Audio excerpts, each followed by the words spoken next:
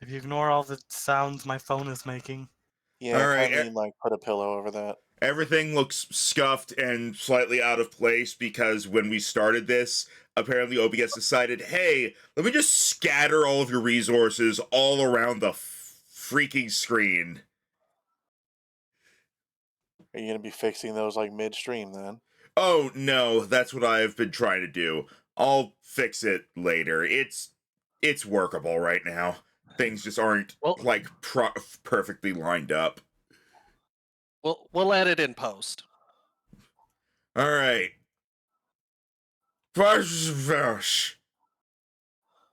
Hmm. All right. Pushes you over. So slides into frame, stabs your VTuber. My VTuber's not even up because I'm not the DM. Fair. All right. So, everyone, welcome and welcome back to Parchments and Perils, the Paper Mario D&D game run by yours truly, Rhino. Today here we have all three. Today here we have all three of the players. We have Max, Hi. and who are you playing? In group one, I am playing the Amazing Daisy Hazy Haley. And in group two, I am playing the, if you can guess it, Bulwark. Hazy Haley is a bard and Bulwark is a cleric. Mm-hmm. Next we have Endorb / Ember. Hello. In the first group, I'm playing the swashbuckler rogue Madame Bombshell. She's a bomb. She has a nifty rapier. And the other group, I'm playing the Gruff Goombro, who's a monk. A lot of these names are very indicative of what race you're playing, and then we get to Dan. And last but not least, we have Dan, who is playing. In group one, I play the shy guy called Mia, which does not line up to any of the naming conventions. And then in group two, I play the Koopa Kel. Mia is an alchemist artificer. Kel is a conquest paladin. Yeah, I guess I should also say my subclasses. Haley is a College of Lore bard because that's like the best bard class forever. And Bulwark is a life domain cleric because irony. Mm-hmm.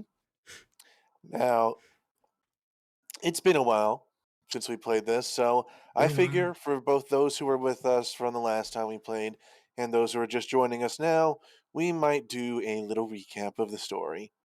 Cracks open the book on screen. Well, that's the thing, Max. It's not your choice. Damn it! Rhino's finally taking over the stream. Also, is there no music playing on purpose? Oh, my bad. I just wanted to make sure I wasn't. I just wanted to know if I was glitching or something. Nah, I'm just bad at remembering the music. I also suck remembering music. I need the sheet in front of me at all times to play. So, our story began here. As we open the tale,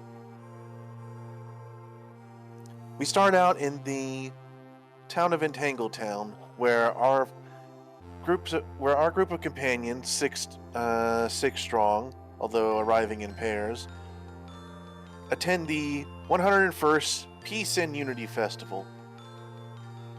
Here they had many, let's say, fun little activities, including things like boar riding, insult battles, dance competitions, knife throwing, and many other activities, in which they acquired a few different fun items and made some memories along the way.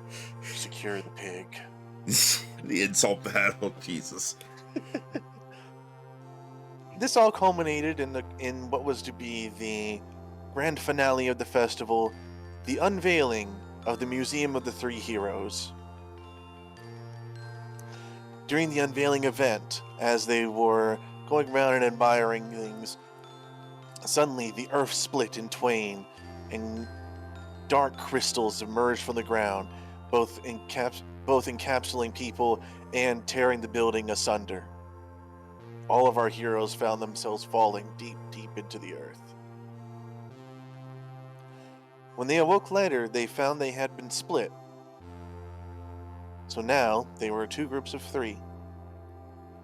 The first are heroes, as it were, the group of Hazy Haley, Madame Bombshell, That's and right, Mia. I'm French. Oh, Found themselves in a strange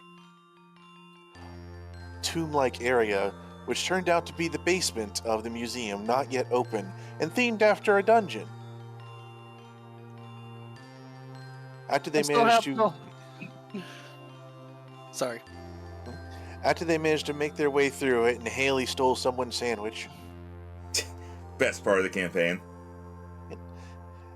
they ended up in a more literal tomb-like area, where they found crystalline replicas of a few beings guarding what looked like three. I can't keep saying the word tomb. Sarcophagi. That was it. 3 sarcophagi. After a bit of a harrowing battle, with things including fire and sleep and stabbing and shooting, they actually suffered some damage to the sarcophagi when they came across them, and some weapons came tumbling out, those of the heroes before them, and the weapons being Bombardo's rapier, Couplet's microphone stand, and Might Guy's spear. Night guy. Endorb, why would you write this wrong? I blame that first session because we made a bunch of Night Guy and Night Guy jokes. I thought. Wait. Okay. I thought it was. It is Night Guy. It's not Okay. Night Guy. Okay. It is not Night guy. This has nothing to do with Naruto and Also because M and N are right next to each other on keyboards, so it might have just been I thought you said Eminem, and I'm like, what does Eminem have to do with this? Also, thanks for the resubscription, Blake. So, anyways, they found these weapons, and once they managed to make their way out, thanks to both their own excavations and those who were left up above to try and rescue those that fell below, they were sent by the mayor to seek out the local archivist, who turned out to be the archivist Merlin, who turned out to be the wizard Merlin in disguise. Merlone. Who knew the best way to hide yourself is to add one letter to your name? And also change your hat. Works for Team Rocket. Yeah. Yeah. Merlin then spoke to our 3 heroes, explaining the significance of them finding the weapons, along with the last will and testament, essentially, of those who had used them before them, now come to almost inhabit them, at least a reflection of them. Merlin told our heroes that that the forces that appeared at the museum were those of the Dark Shard, and thus to counter it, as had been done before, they would need to gather the 7 star shards. Unfortunately, at the moment, the shards were scattered, as it was thought that they would no longer have any use after the last time the Dark Shard was defeated. We don't need this shit anymore. Turns out we do need this shit now. Mm-hmm. So now our 3 heroes are on a quest to claim all 7 shards once more. At the moment, they know the location of 3. One located in the town of Mellow Meadows, one in the possession of the Smolder Society, and one located in Biddyburg. Now, Hey, didn't we get one of these already? We're getting there. this is the recap. Also, thank you for making the mistake I was about to make. What? Saying I the was same also thing. about to ask, wait, didn't we get this one already? Well, I guess I'll join in. Wait, did we get one of these already? It makes more sense if you Nice. imagine like my character stepped out at middle of the recap and said it. And then he just gets, or she just gets pushed. Well, he, she, whichever one it is you're playing as, gets pushed back. Probably Madame Bombshell just gets pulled by the key. Shh. Let the DM talk. Shh, it's recap time. Anyways, They had a bit of discussion. Mellow Meadow was seen as a fairly simple retrieval, as it was a very sleepy town, mostly inhabited by those either elderly or calm. Whereas Bittyburg had seemed to have been having trouble lately, mostly something about some sort of sickness going around. The two genders, elderly and calm. Yeah. Whereas the Smolder Society, well, the problem getting that is mostly of a bureaucratic and noble nature. They're dicks. Of They course. went to the Smolder Society representative in town, but were rebuffed on grounds of Madame Bombshell's word not having the pull she thought it might, and the society being very unconvinced. So, setting aside that one for another time, they decided to head off to the Mellow Meadow direction. On a bit of a traveling, during a bit of traveling, they encountered a few different things, including night ambushing cows, a surly group of Goombas who gave them quite a battle, but in the end were humbled. A encounter with one Chance Quizmo, and also the newly formed Crab Kingdom, whose laws they essentially ignored and whose ruler they angered, especially when they stole his flag. The newly formed Crab Kingdom and the newly dismantled Crab Kingdom. we completely disregard their attempts to exert the sovereignty of their borders. Mm-hmm. I am now the Crab King.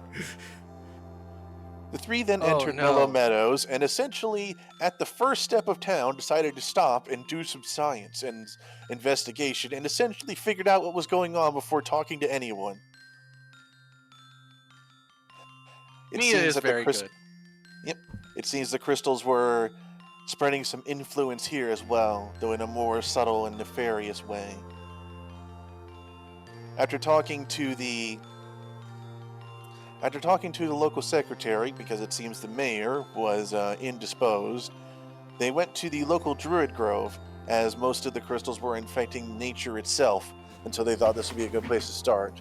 What they found was a completely infected area, druids either encapsulated in crystals or otherwise indisposed. They braved through the dungeon, infiltrated the conga line of guards, rescued the hapless apprentice, defeated the crystal cloning flower, and finally found themselves confronted with the Rave N and his diabolical beats, consumed by the crystal headphones that had taken their place on his head. Ignore what you just saw. I clicked the thing and it didn't like that. Don't worry about it. It was a hard-fought battle against him and his crystal glow sticks, but in the end, they were victorious. They managed to free the Raven leader of the Druids from the crystal's influence, and with that were awarded the Star Shard, along with a curious chest containing a few useful items. Meanwhile, during all this, their companions had found themselves... Whoa, wait a minute.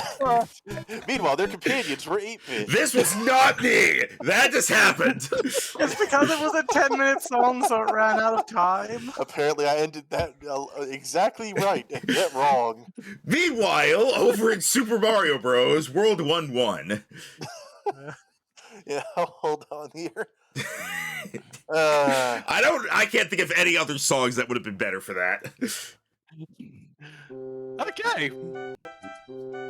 Nope, too happy. This is why I'm bad at music.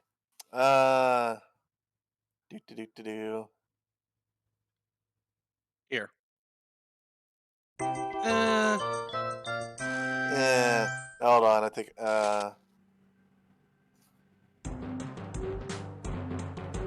How's that?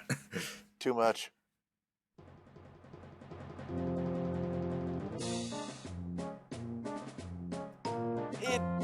It's closer, but it's a little goofy. Sorry, it's hard to find the right ones with this. You know what? Let's just... Wrong one. I wanted this one.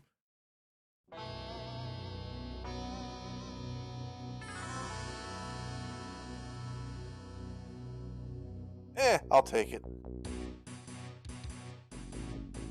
Remember, make sure to put it on repeat.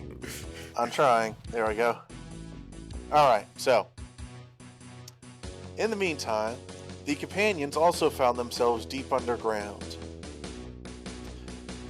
Unable to locate those they had come to the festival with. I'm going to turn down the volume on just a little.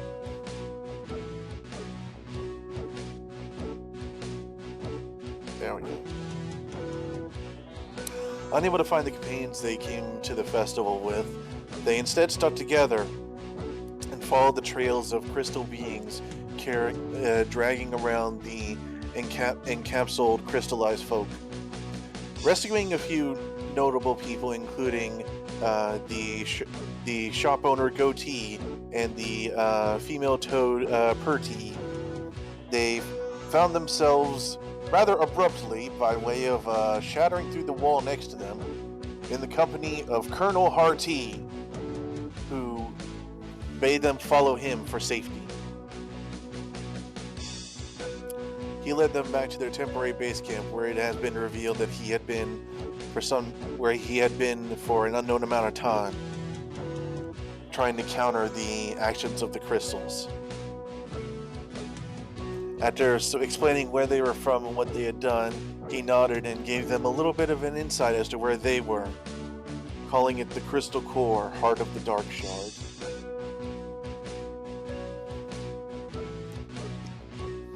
The companions here would go out on a few different missions trying to help Colonel Hartee as they tried to figure out where they were and how they could get back to their friends. After a bit of success, some interesting allies made, and some harrowing encounters, they too ended up finding a mysterious chest after one of their adventures, whereupon they had gained a glimpse of the outside world and the turbulent area in which they found themselves deep under. This chest is revealed to be connected to the ones our heroes found, and with it they actually managed some form of communication, although it is limited by how fast one can write and if you can manage to keep the other party from constantly sending things. Still, they are now connected once more, and though not together, they are close enough, as some might say. With that, our heroes reached level 5, our companions reached level 3, and our heroes became more attuned to their legacy weapons, which now gain abilities based on what will be useful for our heroes and whether they have done heroic deeds, both large and small, worthy of those wielding them. Thought you were about to say heroic deeds, both good and bad. No.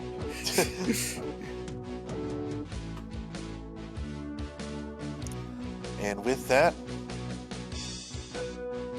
we go back into zoom in on our heroes as this little recap of everything that happened was told by the companions to Colonel Hartee to catch him up on everything. Now we can use this one.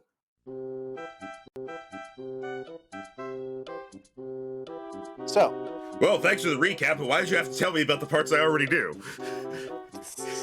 Pretty much. And that's the in-game reason for the recap. It was the companions telling Hartee.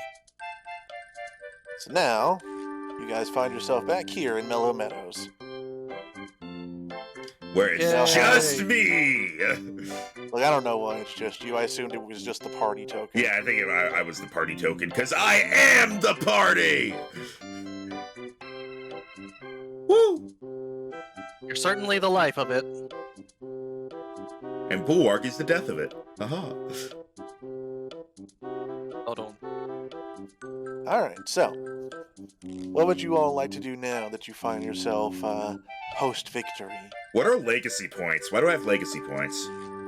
Legacy points are the points that you can use for your weapons in order to get abilities and such. Ah, okay. Yes. We're going over legacy weapons now. No, because that's mostly for you guys. Although, I guess if you want to explain what perks you've put on your weapons with your first batch of legacy points, you can. How many legacy things should we have? They cost different things. I think we had 3 points. Yeah, we We have have 3 3 points, points but total at the moment. how many should we have access to? Because I see 2 in my thing. He gave us all of the tier 1 and tier 2 in that document, I think it was. Yeah, but we had to like pick a certain number of them, I think, and I guess 2 was it. The perks cost different amounts, and you have 3 points. Oh You're my god, I really assigning have your to get badge better at points. picking the repeat thing. Yeah, or find things that aren't just a minute long. Because I have Legacy Precise. You can reroll damage results of 1 from my microphone stand weapon. Must accept the second result. And Legacy Fear Word. You have advantage on saving throws against the frightened condition. It doesn't say how much they cost, so I assume each one is 1. Let me take a look. See, yes, because you don't have to spend all your points. You can save them. It's like badge points. You can have as many badges as your points allow. Yeah, essentially. God, Yeah. looking at my inventory is a trip. It's like I got my armor, my rations, my water skin, BLT sandwich, 2 Paragoomba wings, a Magigoomba wand, a Crab Kingdom flag, Yeah, Haley's a bit of a kleptomaniac. and a 50 GP diamond. Yeah, and then for my weapon, it tells me I've got 3 legacy points, so I don't think any of them are being used. Because then it tells me my weapon is magical for overcoming resistances. Despite being magical, I can put infusions on it because my class says you can infuse a magical weapon. And Come on, I can boys, read you have books. You had over a year to figure out what you wanted to put on your weapons. And then it says I can read books in my sleep. By the way, for you, Max, Precise takes 2 points. Okay. So you are using all 3. Oh, I thought I had to spend a point to like activate it, or are they just ongoing effects? They're ongoing. Okay. Essentially, think of them as your permanent pool of buffs to these weapons. Okay. So I'm like, interested- These are your star powers, quote unquote. all right, and we had 3 to spend then, or Yes, and you spent all 3 for Fearward and Precise. all right. Oh yeah. All right, Also, you my said- my ancestral trait says that when I use the microphone, I have advantage on performance checks when the crowd or target is intoxicated. That's never going to come up. We'll force it to come up. You never don't know. worry. Rhino, it's Paper Mario. People don't get drunk in Paper Mario. They drink like milk or something. No, this is Yeah. Japanese. No, they Paper drink Mario. juice. They drink juice. The juice bar. Alright, so you're picking yours out then, Mia? Yeah. Okay. Madame Bombshell, shall we go over yours then?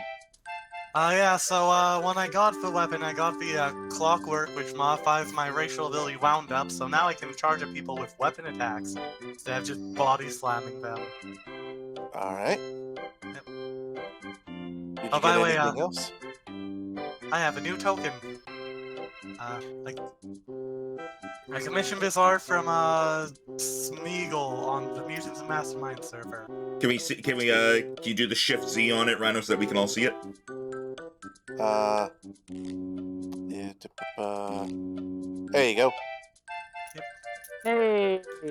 Yay! It's not just Bombette anymore. Yep. I like to imagine, like, when she's prettying up for social situations, she does that thing where they, like, do 360 and then come in with a new sprite, and the new sprite is just the, like that's just the old one. Just puts all her stuff away.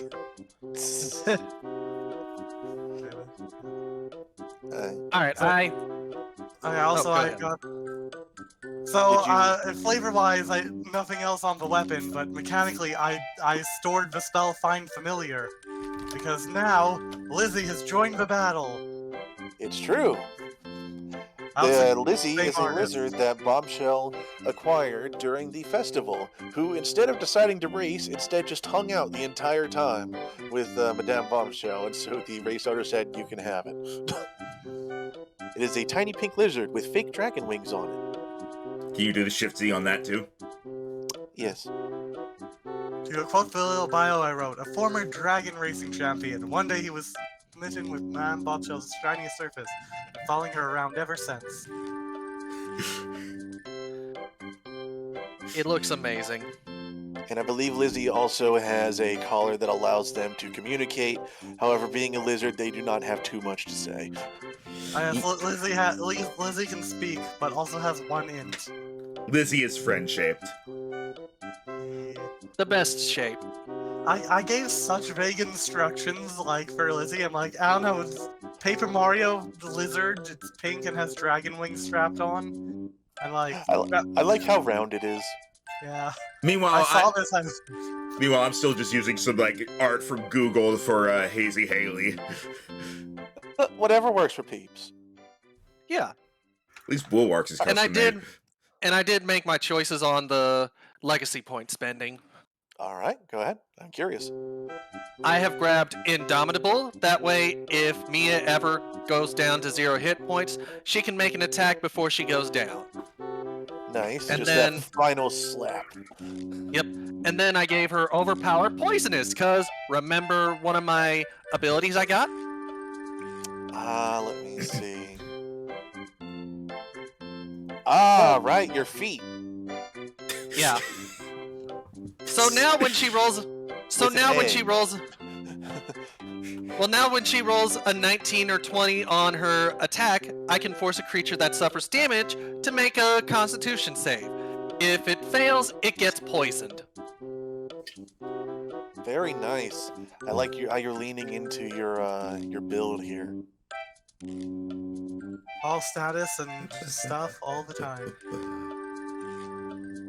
You know, I've made the joke that I'm becoming a martial warlock because I'm going to get a whole bunch of things I can do once per short rest. I already have 4. All right. And now that we are caught up, let's go ahead and pop. Wait, I missed it. Let's do that again. It's weird she's not there. What would you all like to do? Is there anything you would like to do here in town? Or do you think you would prefer to start heading back towards Entangle Town? I got my earrings, so I think I'm good to go. Yeah, we should be good to go. Yeah. Alright. I imagine in this the DM is also kind of like the narrator that pops up between chapters. Alright. So you all decide to head back. You know it's a few days trip, but you've traveled it once before and you know some of the things you need to either avoid or not worry about anymore. Is the lane of chestnut trees where the fuzzies were having a day throwing them at you. All right, Oh, that was a thing. oh. Those darn fuzzies.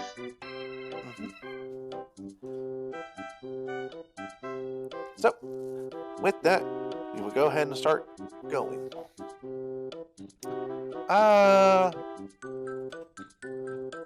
don't you roll a d20 for me? I'll do Dibs. it. Okay. Me call dibs. Mhm. And I now got a I'm in 7. the kitchen now. Alrighty. Where's my traveling music?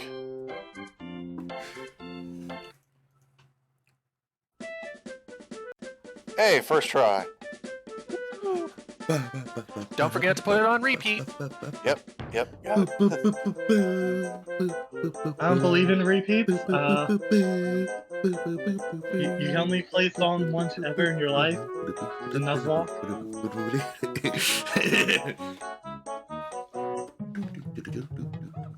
Alright, so you all start heading down the path back towards Entangle Town.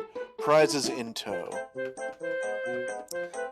Now, I believe I said last time, if you ever want to send any of your equipment to your companions, feel free to just do so and just let me know.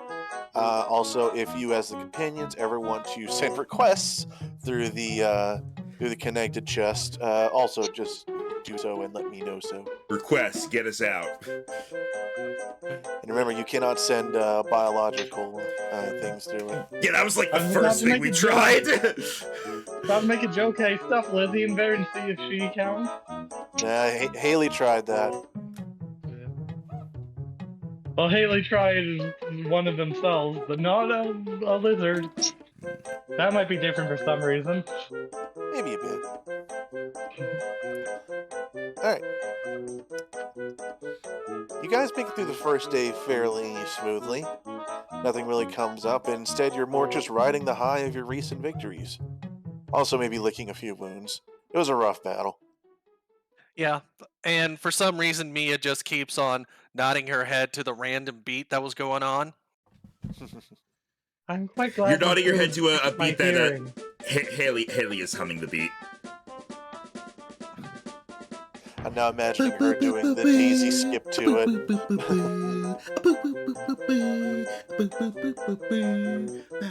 It's the second day where things start to get interesting. As you're coming across a familiar river ford, it doesn't look the same as when you last saw it, though, as you remember there being a large sandcastle here. Instead now, Oh, where'd my kingdom go? the sand's there, the castle's not. Oh, that's my kingdom. Oh my god, there's a tennis court! Slash volleyball. And this isn't the only odd thing there, as This is the only odd thing there. also present are some familiar faces.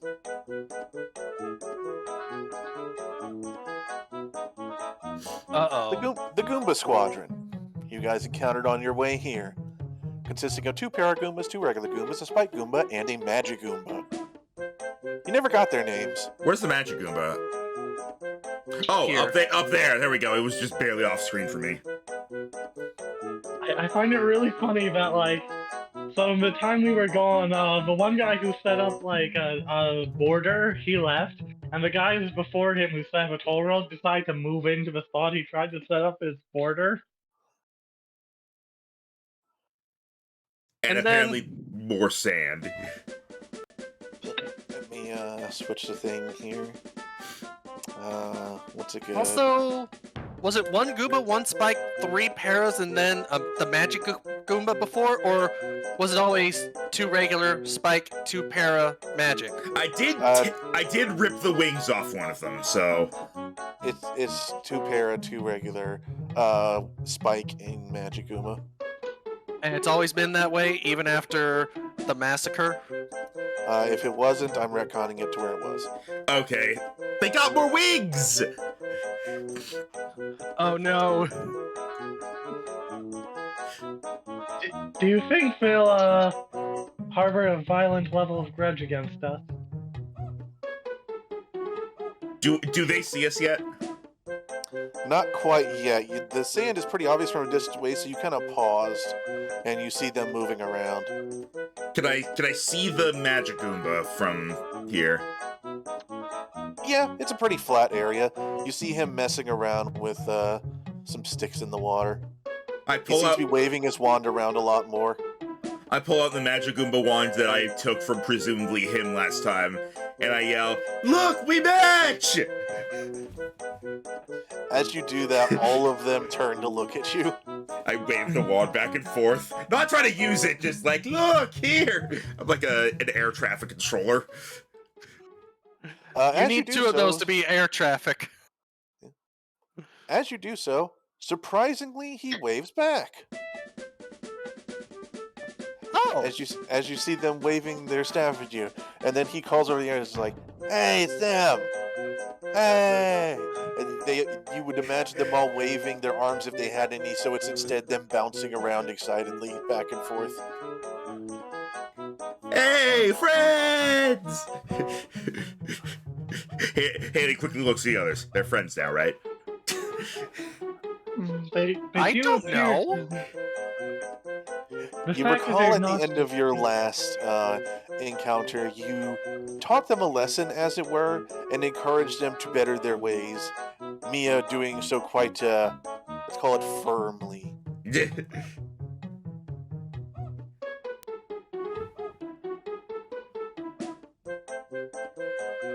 I guess, do we approach them, or?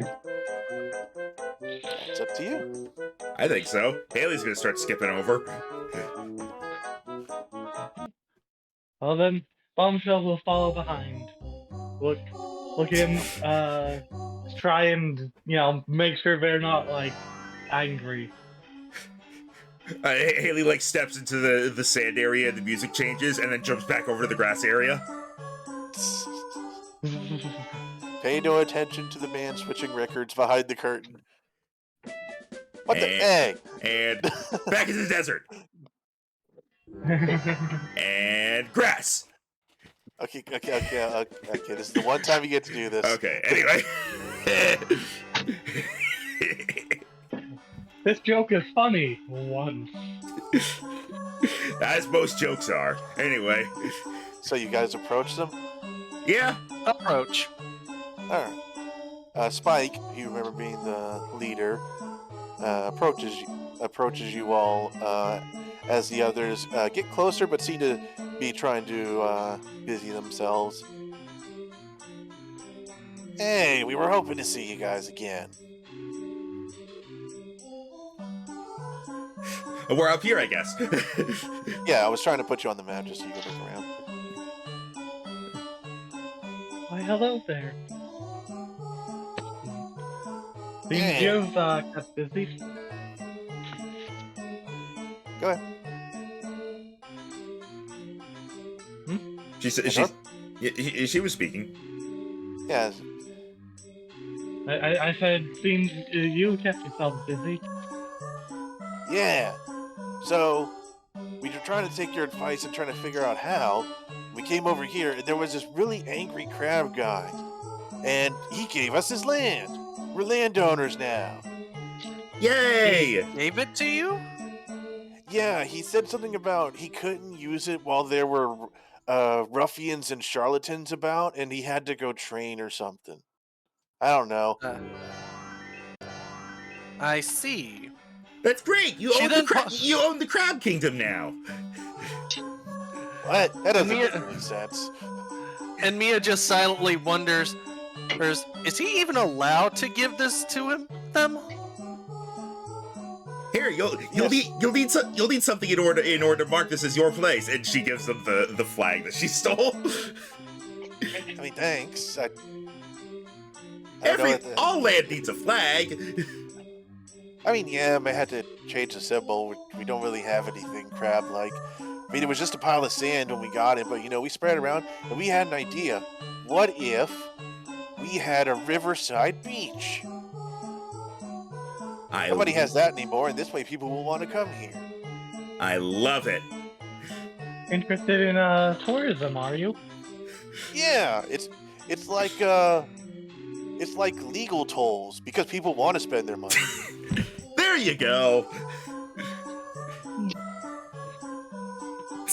It might be I good to have a suppose that shop. is an improvement. Might be good to have something like an inn. That way, if people need to rest before moving on, you've got a place to rest. That's a good idea. Right now we just got the 2 tents, and one of them's being used for something else. But we'll keep that in mind. Actually, are you folks going this way? Where you headed? We were heading back to Tangletown? Entangletown? Entangletown. Okay, yeah. We were heading back to Entangletown. We just finished some business over there in the meadow. Ah, Yeah. Mellow Meadow. Thank you. well, isn't that a coincidence? Well, seeing as we're friends and all, what if you guys help us with a couple things, test out a few stuff we got going here, and in return we get you back to town faster. Back faster? Yeah. He gestures with his head spike over to the Magic Goomba, who's still messing with the logs in the water. He says, he's making a raft. We had to head to town anyway because we think in order to actually make these things official, we probably have to do paperwork. So we're sending him to do that. He's the brains of the group. Sounds good. What do you need done?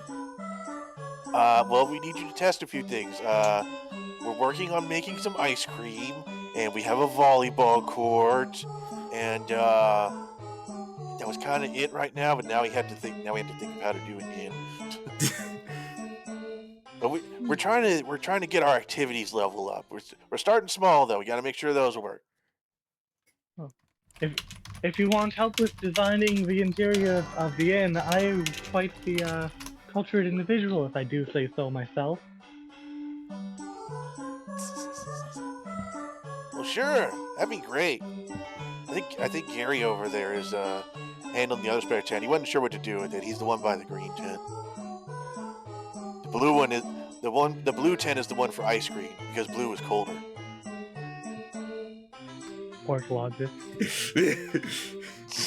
Haley nods like, yes, correct.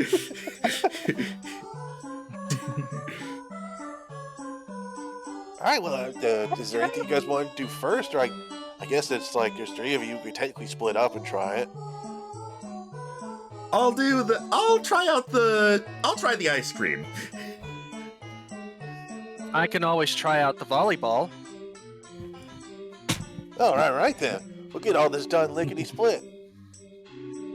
Oh, write that down. We need to make that a specialty.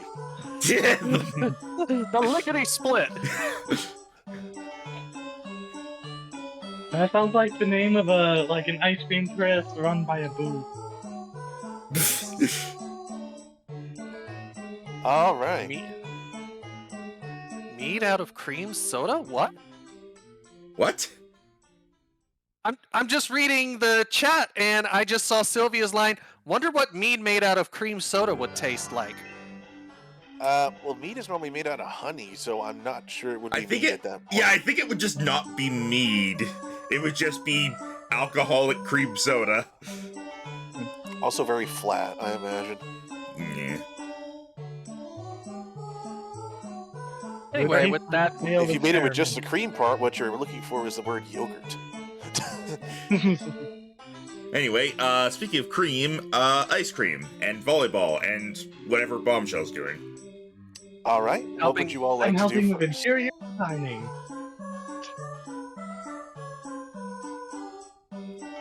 All right, me and Mood first, so I guess we're doing volleyball. Woo! Congrats. Is it cheating to play volleyball against someone who can fly? I guess he doesn't have hands, so that's like how he makes up for it. They are not allowed to fly more than X amount of seconds before touching the ground again.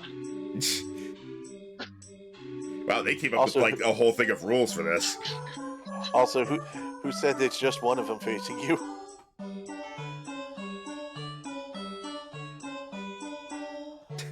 I don't know. this is gonna be interesting. How's Mia going to do this with just the rule of you can't hit twice in one go? You're only one person. Well, I feel like when you're doing 1v1, yeah, when you have small enough teams, that rule gets waived. But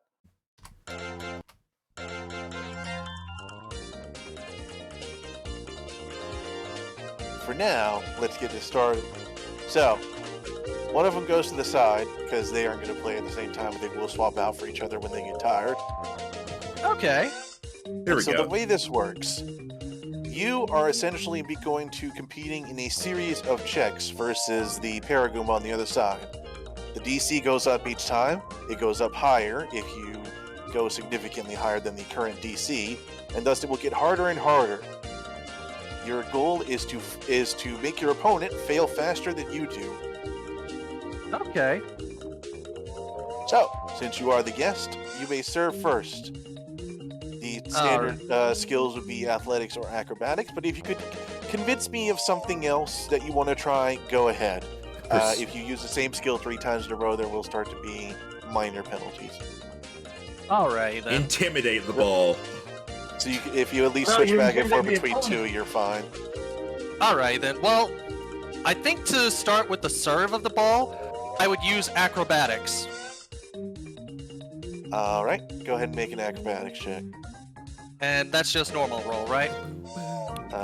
Yep, just regular acrobatics. All right. Wow. Wow. Okay, just. You just smacked him in the face. He's dead. That's not it. I was actually still getting their character sheets up. But No, she spikes it so fast he is unaware it even happened. Like, wait, what? All right, go ahead, go ahead. All right, go ahead, That's serve. I already did. What? Look, it's in the lake now. Essentially, you spike that thing down so fast they barely have time to blink, and they're like, okay, I wasn't ready, but no, point for you. I gotta be better at this. It flies to the ice cream tent.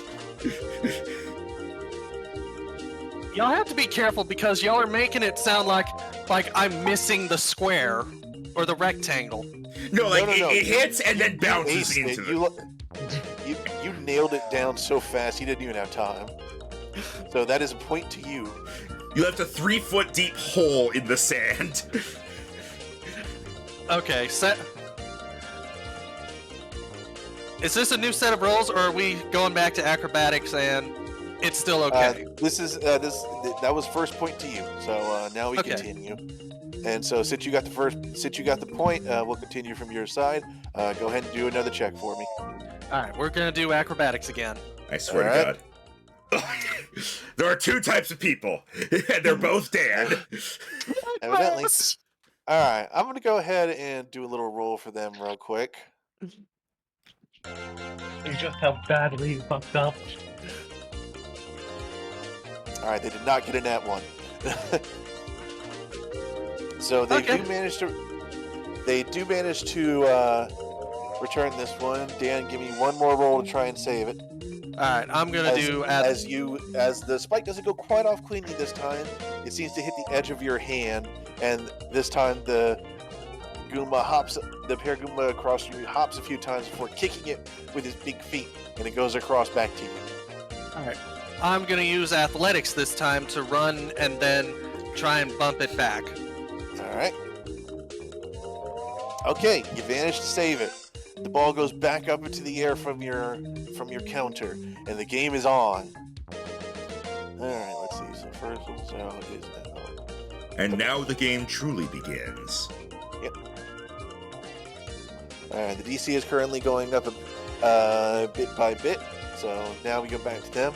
As you see, this time the Goomba attempt to style on you a bit as he does a spin and a backflip as he tries to kick it from over his head. Ooh. Ooh, that style is going to cost him, though, as it is a swing and a miss, the ball going right past his body, and about the size of his body, actually, now that you look at it, as it goes into the sand behind him. Point once more to you. I'm sorry, Goomba. Paragoomba. It's all right. We just started. I get to play against everybody, so I'll have all the practice. To me, this is just a warm-up. Yeah. Turns out it's a lot different from throwing rocks. I can imagine. All right. You may serve once more. All right. And the reason, by the way, that using this same skill 3 times in a row gives you a penalty is because essentially they are learning your patterns. All right, that'll do. The DC resets every round, by the way. That's good to know then. All right, so nice casual serve. It's a casual game, and so you don't have to start off every time by either giving them an opening or giving yourself a point. It goes a nice, easy lob over the net. And so here we go. He's going to try this one now. There we go. Ooh! He tries a straight up vertical head bonk this time. And it goes almost straight up. You're not sure if he's going to score on himself, but it does go back onto your side. All right. With it so high up, I think I can be flashy and do a performance roll, can't I? Ooh, go ahead. Give me that flavor. All right. As she sees it go high, she rolls her shoulders. Then 1, 2. On the third, she flips as high as she can to head bonk it right back to him. Ooh, nice. Go ahead. All right, that still meets the DC. You two have been both skirting it, so it hasn't been going up that fast this round. Okay, good. Whew. All right, you see Spike has actually come over at this point. He was going back towards the campfire, and he actually gets distracted by your game as he sees it. And he goes, "Woo! Go get him!" And you see the other Paraguma also cheering on what is apparently his brother, giving him an advantage this time. Rhino, There. Haley's gonna call over. Yeah, go both of you! And I want to give Bardic Inspiration to whichever of them uses it first. I'm pretty sure that would be Goomba, or that would be Para. Yeah, we'll see if he needs it. As you see him now, he is actually almost puffing himself up to make himself a bigger target to hit the volleyball with. As you see him almost brace himself like a rock as he tries to bounce it back. Ooh. He's definitely going to need that advantage. Oh, there we go. And he gets it. Once more. Boom. Almost. You wonder which is going to win in this competition between Ball and Goomba, and this time it is Goomba. As he stands his ground and bounces it back on his, you imagine it was his chin. Might have been his gut. Hard to tell. Yeah. As it goes whoop, back over the net. Your side. All right. This one is going to be a bit of a reach, but I could probably use Sleight of Hand to make it seem like I'm going to hit it one way, but then at the last second, hit it just right to send it the other way. Ooh, a feint. All right. Give me that. So Sleight of Hand would work? Yeah. All right, here we go. All right, you're still just skirting that DC. It's going up, though. That +5 really gives a help. Bardic Inspiration is still available. Yep. As you do some clever movements, and as he tries to dodge to one side, the ball goes skirting the other way, and he quickly flaps his wings to try and reverse his momentum. Ooh, he's on it. And seems like holding back from using his wings made them spring into action as he zips across the court and slides to get the rebound on you. All right. All right. It is your return. All right, I'm gonna try that same maneuver again, but this time instead of making it seem like go one way, go the other, it's gonna go where I hit it. That's the sleight of hand. I know that you know that I know. Oh. Oh, okay. Well, that raises it. Let's see that.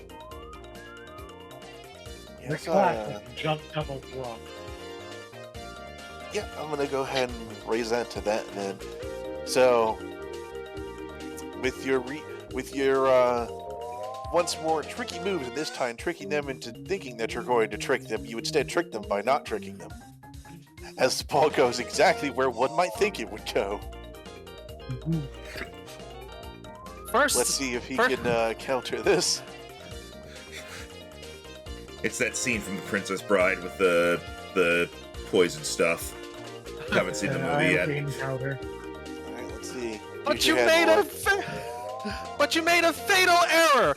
Right behind, never getting to a land war with Asia. You never bet in a life or death game against a Sicilian.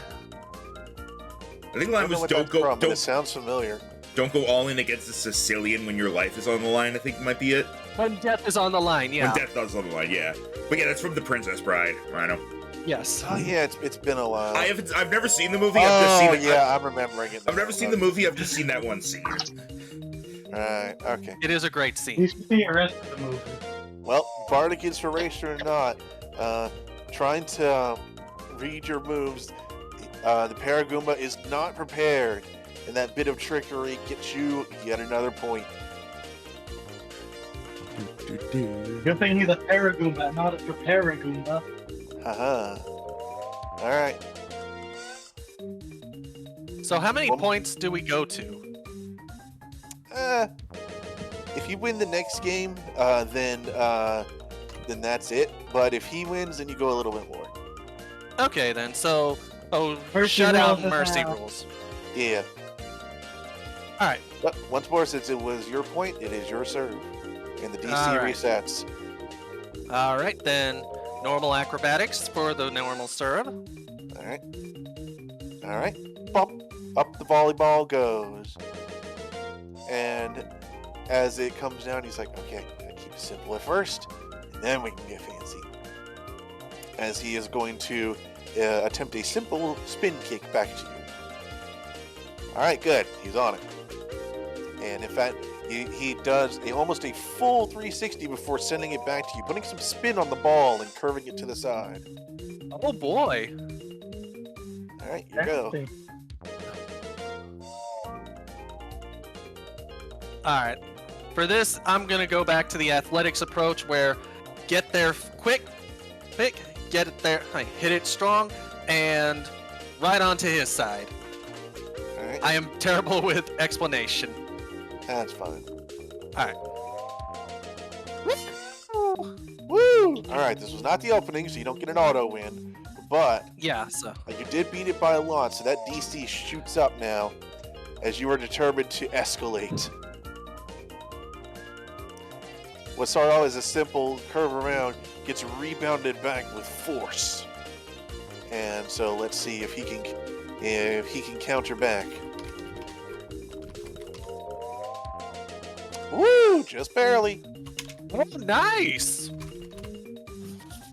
As that force comes back, he's like, "Oh yeah," and you see him actually head bonk it upward as it goes back to a more stable speed in the arc. All right, and then it's time for the sleight of hand trick. Go this way. No, it went that way. You fool. All right, let's see. All right, and so we beat it by that amount, so it goes up a little bit more. Okay. As you attempt your trickery once more, he's like, but I know the trick now. The trick is not to watch you, but the trick is to watch the ball. Oh shit! Oh no. There you go, Goom, use your head. Well. Sounds like when he did, it just sent him into the ground. And as He he was so attempts- busy like thinking of how to say that he forgot to go for the ball. A little bit. He's like, I attempt to watch the ball already going towards him. Uh-oh. And he dives for it, and it goes right under his belly. Bonk, into the sand. I thought you said he dies for it. Dives. With a V. And with that, you get a perfect score against them. All right. Where is it?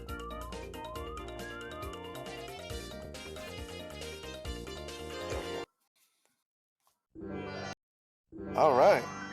Excellent job, Mia. In fact, because say you that got was- yeah, I was about to because say- you got a perfect game, they come up to you with a volleyball. You expect them to Oh. present it to you. Instead, they ask you to sign it.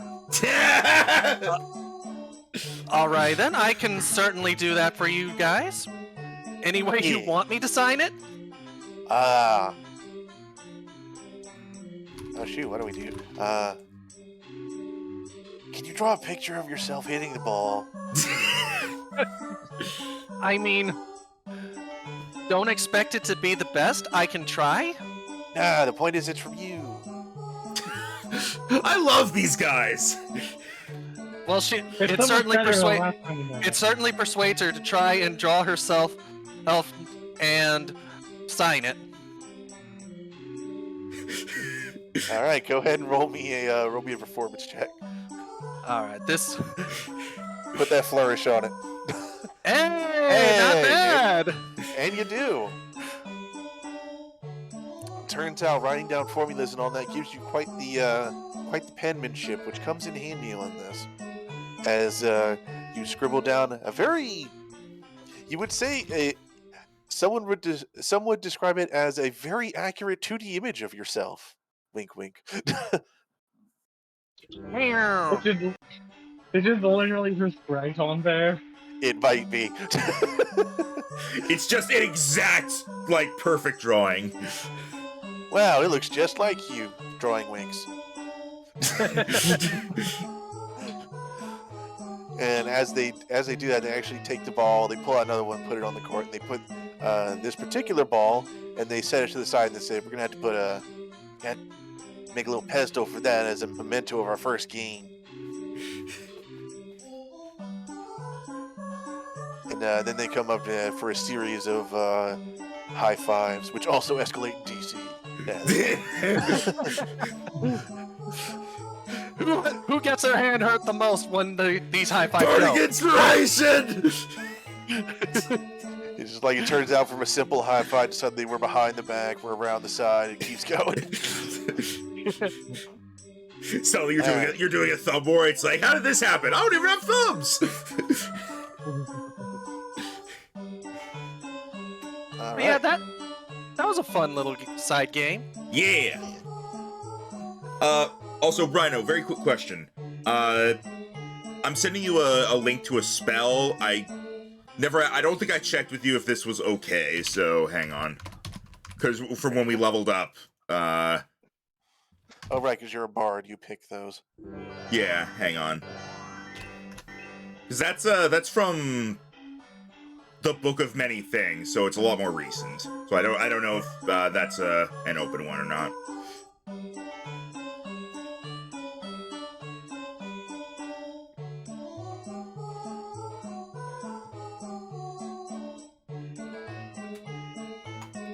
Yep, looks good to me.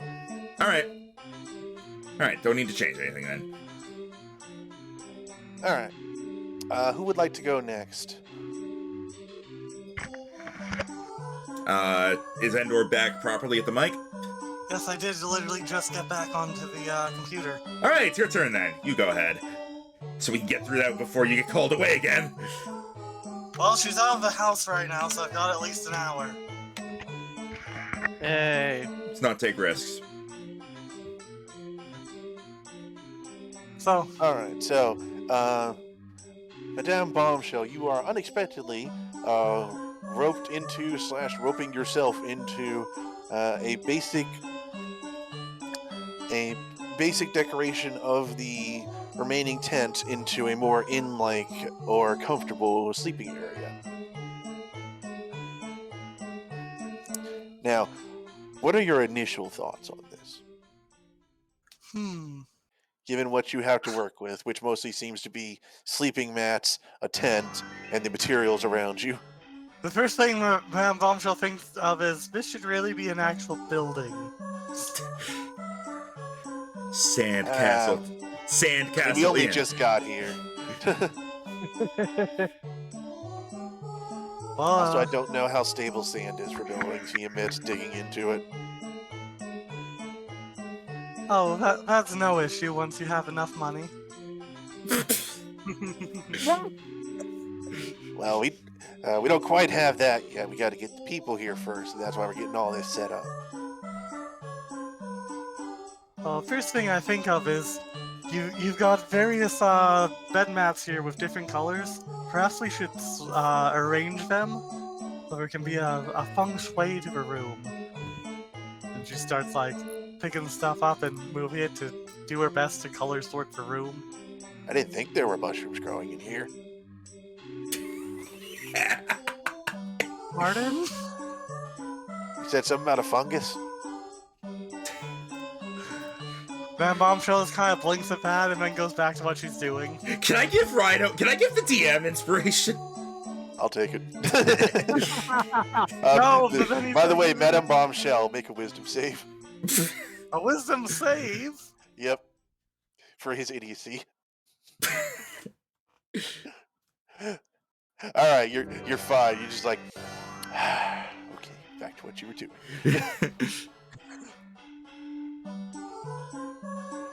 As the Goomba tries hopping around, helping you, he's like adjusting the lantern, which sometimes makes it more difficult to see what the colors are exactly. And then he's like, trying to straighten them out, and then it makes the other end pop up. So you're like, then you got to redo it again. Pardon me, dear. Could you be a darling and keep that light still? Oh, looks up to the thing he has to keep jumping to adjust. Yeah, I could do that. You see him go outside for a brief moment, you're like, finally alone. And then he comes back in with like a piece of wood that he puts underneath it and he stands on so he can then balance it on top of his head. Go ahead and give me a strength save. Can I have Lizzie attempt to push this thing over? You resist some urges. Alright, you're fine. Better than her wisdom save. You resist the urge you resist the urge mightily to tell him, oh, I don't know if that's gonna do, maybe you should go get something else.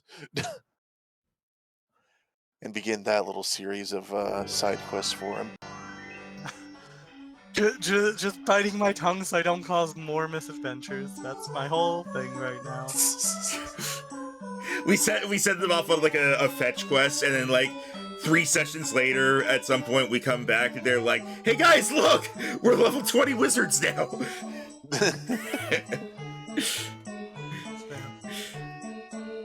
Hold on to that thought.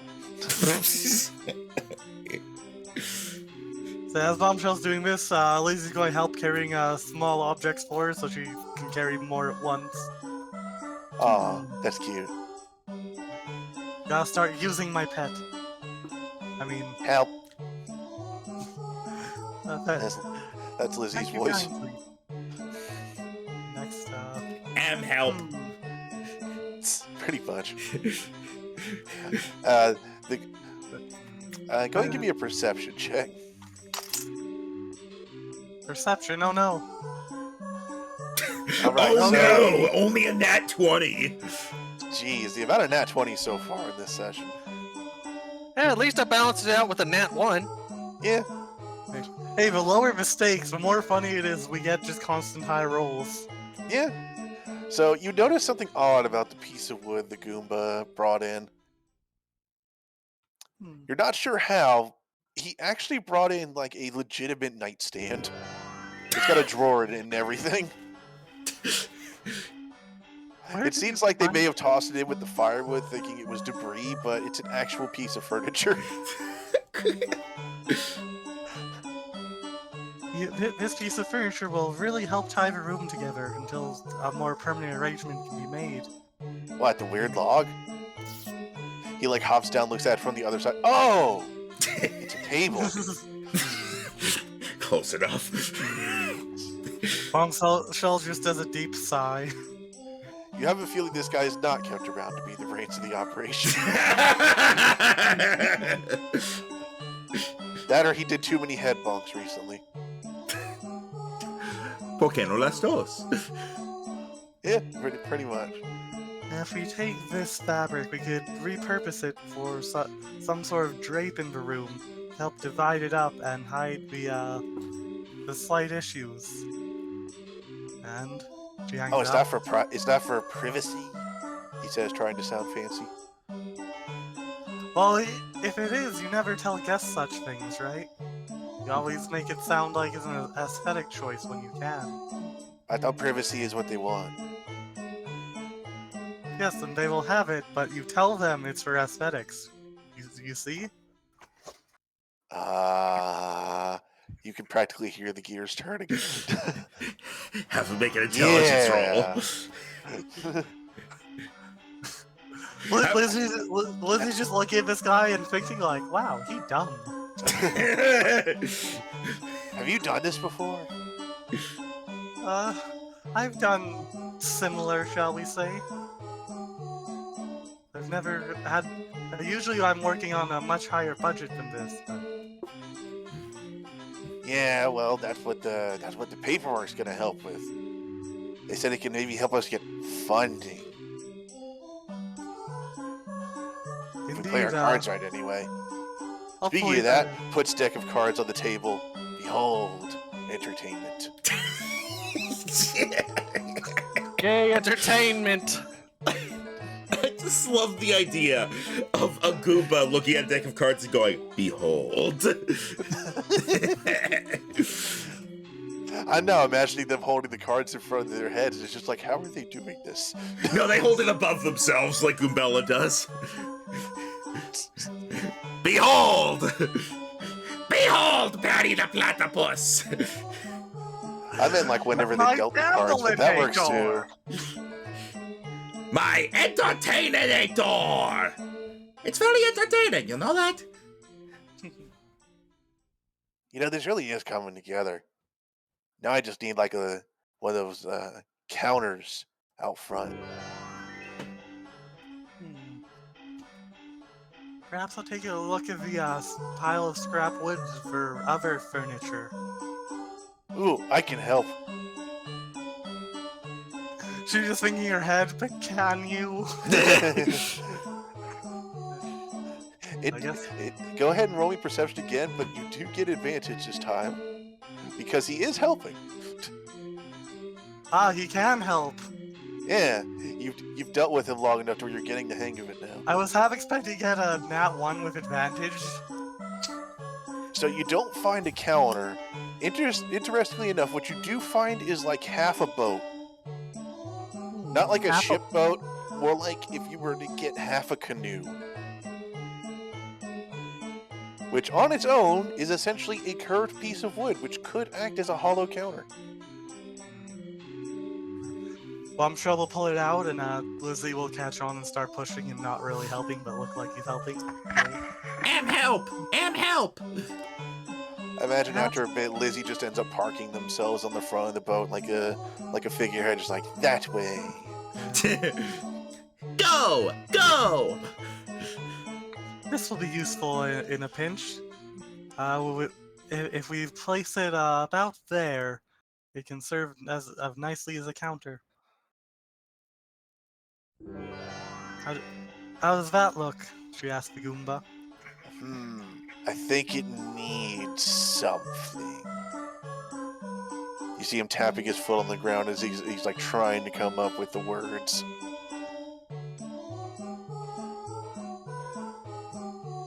Wait, hold on. I'm having an idea. And he runs off. Brain blast, brain blast. You find yourself maybe concerned. Bombshell was also thinking about it, and she's going to put the bell in her inventory on it. A little bell for service. Aw. Ding-a-ding-ding. You realize they're just gonna keep pressing that themselves for fun. No, it's like a handbell. He comes back with what you recognize as part of the banner that used to say "Welcome to the Crab Kingdom," but he's flipped it over to the blank side now. Yes, a tablecloth. What a lovely idea. No. It's a welcome sign. Ah, that will also work. Yeah. Can you because you're a fancy lady, right? Indeed, I am. I'm not sure about the pause there, but all right. I thought you were going to continue the sentence. Okay, so you can write fancy. I have fine penmanship. Okay. So if you would please, could you write "welcome" all fancy like on this, and then I could hang it above, and people would think it's fancier. I suppose I could do my best. What writing implements do you have? Looks down to his own feet, looks over to charcoal. Oh, hold on. Runs away again. You start to wonder where he runs off to because it's not on the map. Concerned look at Lizzie. Lizzie looks back. Weird! He comes back once more, and you try and place where this would be, and you don't know. Because it is legitimately just a bottle of pink paint. And and Mia's just watching him run away out of sight and then comes back in sight with all these random items. Pretty much. He keeps running off screen and coming back with things. We're gonna leave. So- We're gonna go slightly to the left, and we're gonna find someone who's like, "Hey, where'd all our stuff go? I was saving that pink paint." He was overzealous. He was like just accidentally robbing like someone's campsite blind. Here you go. I even found this paintbrush. That'll be quite useful. And then I guess just start writing it. He tries to maintain a respectful distance, but you see him walk back and forth like someone anxious. Roll me a performance. Yay, with, something I have a positive mod in. You may choose to use dexterity for it if you want. It's the same modifier. Okay. All right. It's not the be-all, end-all, but you feel your tutors would nod approvingly. As what comes out is a very crisp, cursive, welcome, with a little bit of flourish on the E at the end. Wow. Wielding a paintbrush is not too dissimilar from wielding a sword, I find. Is it? You see him pick up a stick nearby, and he's like, yeah! He jabs it, and then he tries to swivel the end around like he's painting on something. Huh. Maybe. I was about to say, it's a finesse thing, it's on the wrist, then I realized with the two characters in the scene. Without a wrist. It occurs to me there are so many Paper Mario characters that just don't have hands. You know what's ones that do, strangely enough? Bullet bills. Yep. I feel like it's safe to say that all enemies, with very few exceptions, have hands or legs or none, not both. Few exceptions. Few exceptions. I was about Most to say, of those Koopas, exceptions am I a are joke to bosses. you? Koopas and Shy Guys have both. And how is it I'm the one with both hands and feet? For I mean, both of my characters. I have Yeah, I was about hands to and say. feet. Yeah, but you don't have feet on the other one. That's because he's dead.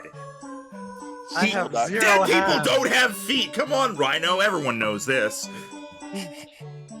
Yeah, because they were defeated. Haha. I would give you an inspiration, but you already have one.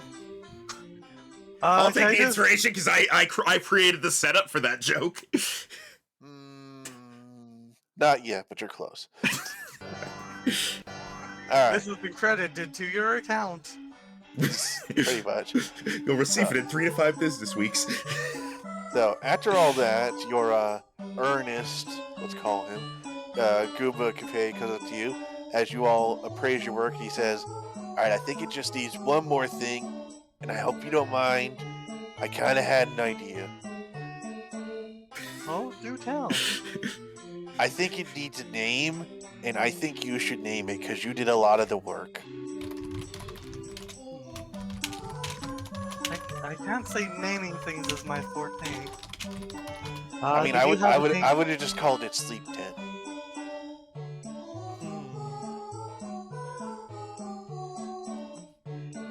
Well, certainly, the word rest is better than sleep, and tent is a rather denigrating description. Looks Perhaps like tent. Perhaps the rustic rest, something along those lines. The Rustic. Nah. Captain Deadpool.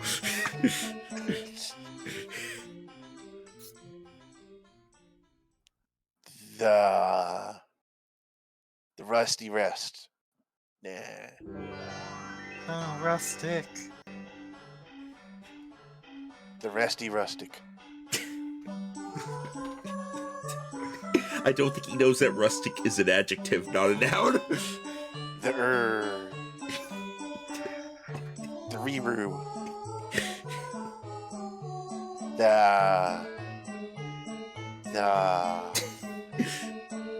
Like falls back on his head. There's smoke coming out of his ears.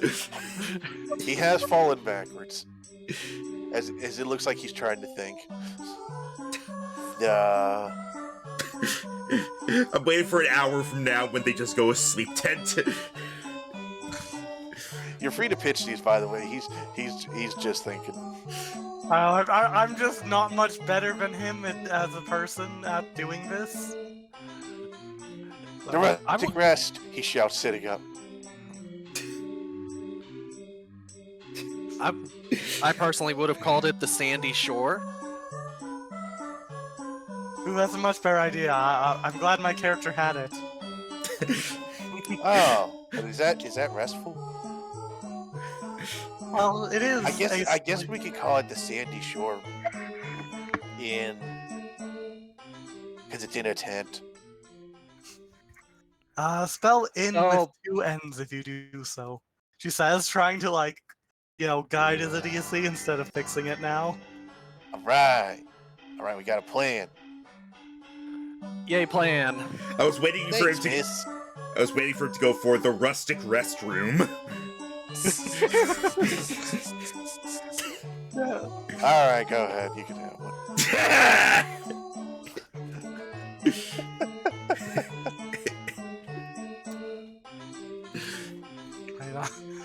Is that my adventure done now? Or- With that, the Sandy Shore Inn is officially established. You see him writing the name in the sand in front of it, and no, that won't last long. But for now, it is christened. He bonks a water skin against it. Oh no, it didn't break. It's doomed to fail.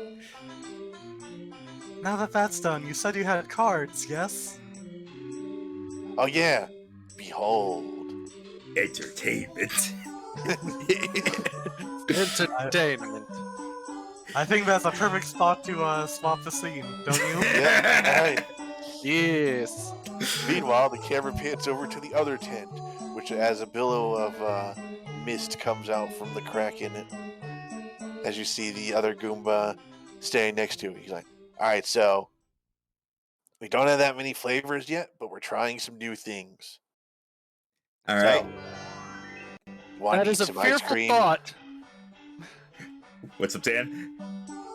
That is a fearful thought. We don't have much, but we're trying new ideas. What kinds of flavors do you have? We have strawberry. Slides you a small bowl of it. All right. Haley will take a test taste.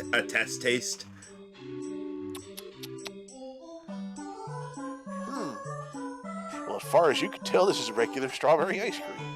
So either made it extremely well or they found it. You're not sure which. You do feel like you get +2 temporary hit points, though. Aha! Nice. I like it. Tastes very good. Very strawberry. Good. And then we have other berry. Slides you another one. This one is more red. I'm gonna do a taste test and see if I can also identify what other berry it is. All right, roll me a nature check. Okay. 21. I'm a bard. Oh, it's raspberries. Not quite ripe raspberries. Bleh. Whoops. It's not that ominous. These are raspberries. I was gonna call it mini berry. You made it yourself, right? So did you pick the berries yourself? Yeah, they're very colorful, and then some weren't. So I thought it added color. Yeah, you gotta get the Just because I personally don't know. So is it when they have less color they're ripe? Yes. No, wait, no. More color, more ripe. Yeah, always get the more colorful ones. They taste much better. I gotta keep remembering that this guy isn't stupid like the other guy with Bombshell. Yeah, he's just inexperienced but creative. Yeah, you gotta get the more colorful ones because then they're ripe and they taste better.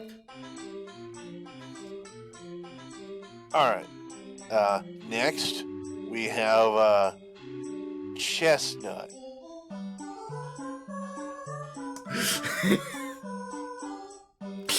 You see him like wince, and you see like a small bump on the side of his head. Ooh. Oh my god. Okay, it took a moment. I get what you're going for now. My first thought, reminder that Goombas are based on chestnuts. Fair. Hazelnut.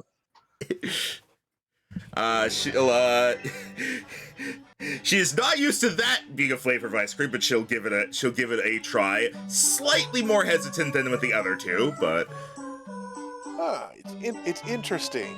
Roll me a con save. it's interesting. You're gonna die.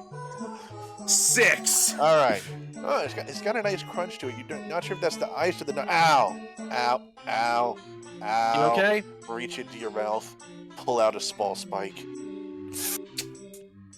Sorry, I think that one fell in. He looks a little sheepish at that. Do I lose my 10 HP from that? Yes. It lasted so long. I mean, hey, it stopped you from getting hurt, and that's what it's for. Well, Is the flavor okay?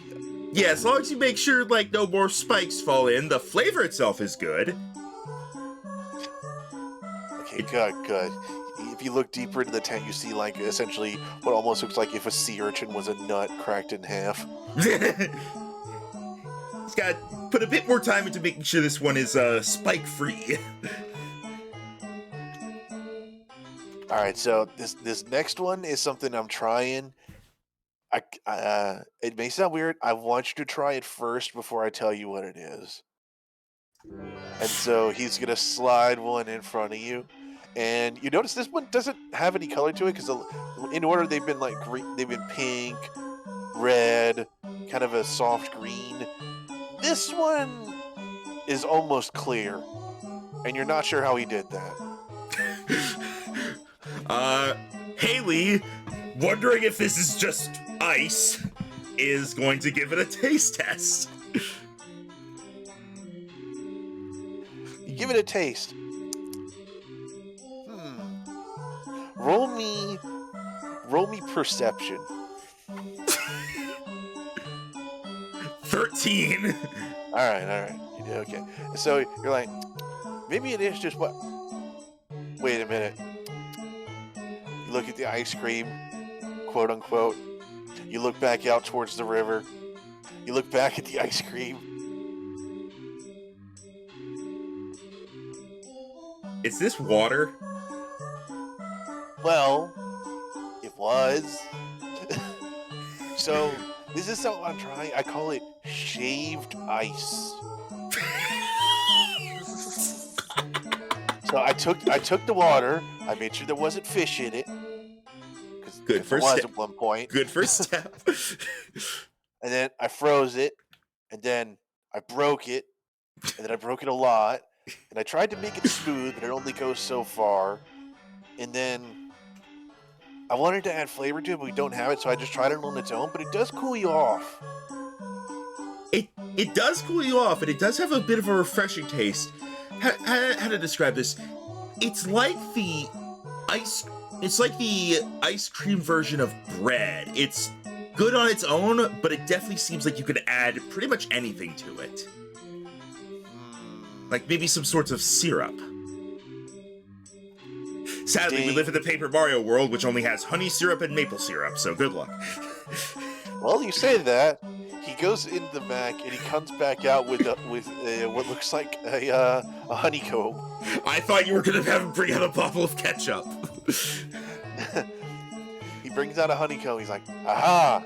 And then you would think he would like squeeze it onto it or something. No, he flips the bowl over and pours it into the honeycomb. You see him like smooth it out over it. He lets it sit for a couple minutes, and then he slices like almost like it were a pizza or a pie, a slice of the now slightly frozen honeycomb and offers it to you. Haley is very intrigued by this, as she is going to take a bite of that. A nice big bite. She has a feeling this is going to go well. All right.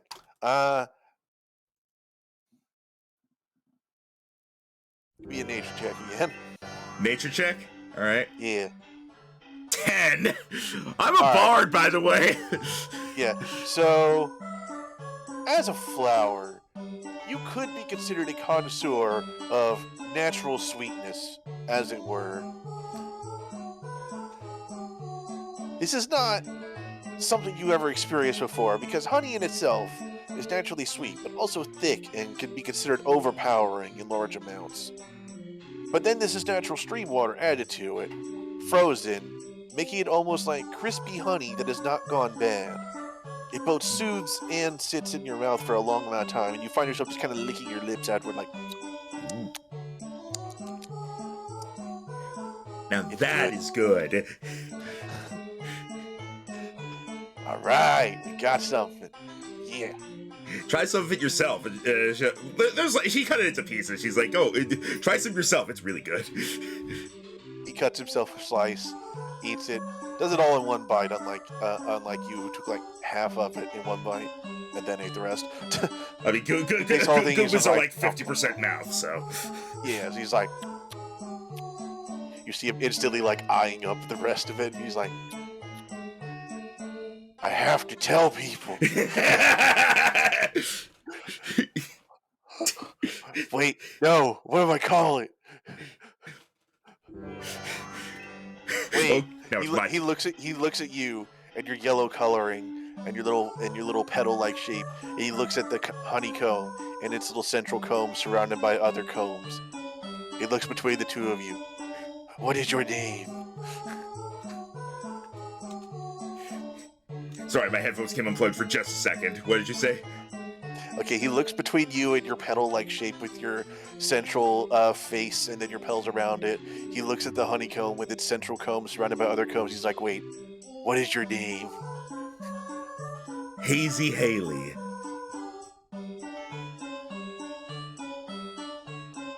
I will... I had to work with this. I'll call it... the Honey Haley.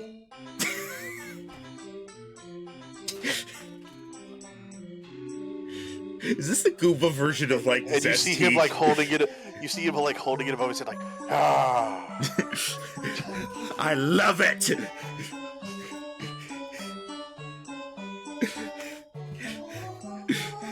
He briefly comes over to you, and there's like you feel like a small squishing sensation as you think he hugged you. You're not sure.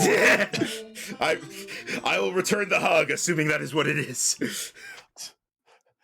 And he's like, I gotta tell everybody. Here.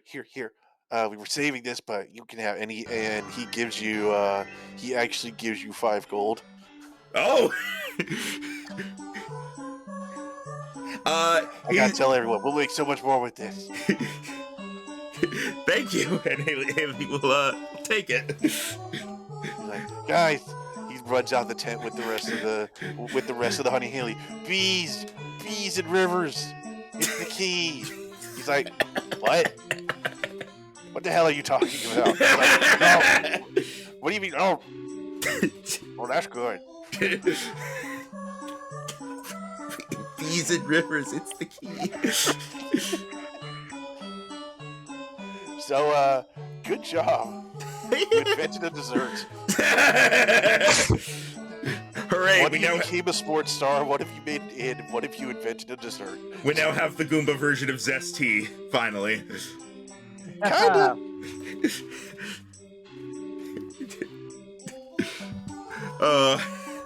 You see Spike come in after that guy leaves, and he's like, well, I don't know what happened, but it tastes good.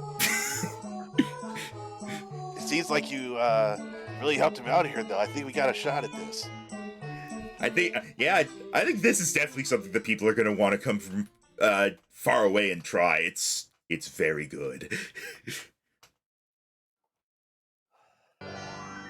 Well, I think you definitely more than earned yourselves that ride. You want to talk to our magic guy? Sure, thank you. He was kind of bummed out after last time he met you guys, but then he seemed to figure something out. Not sure what it is.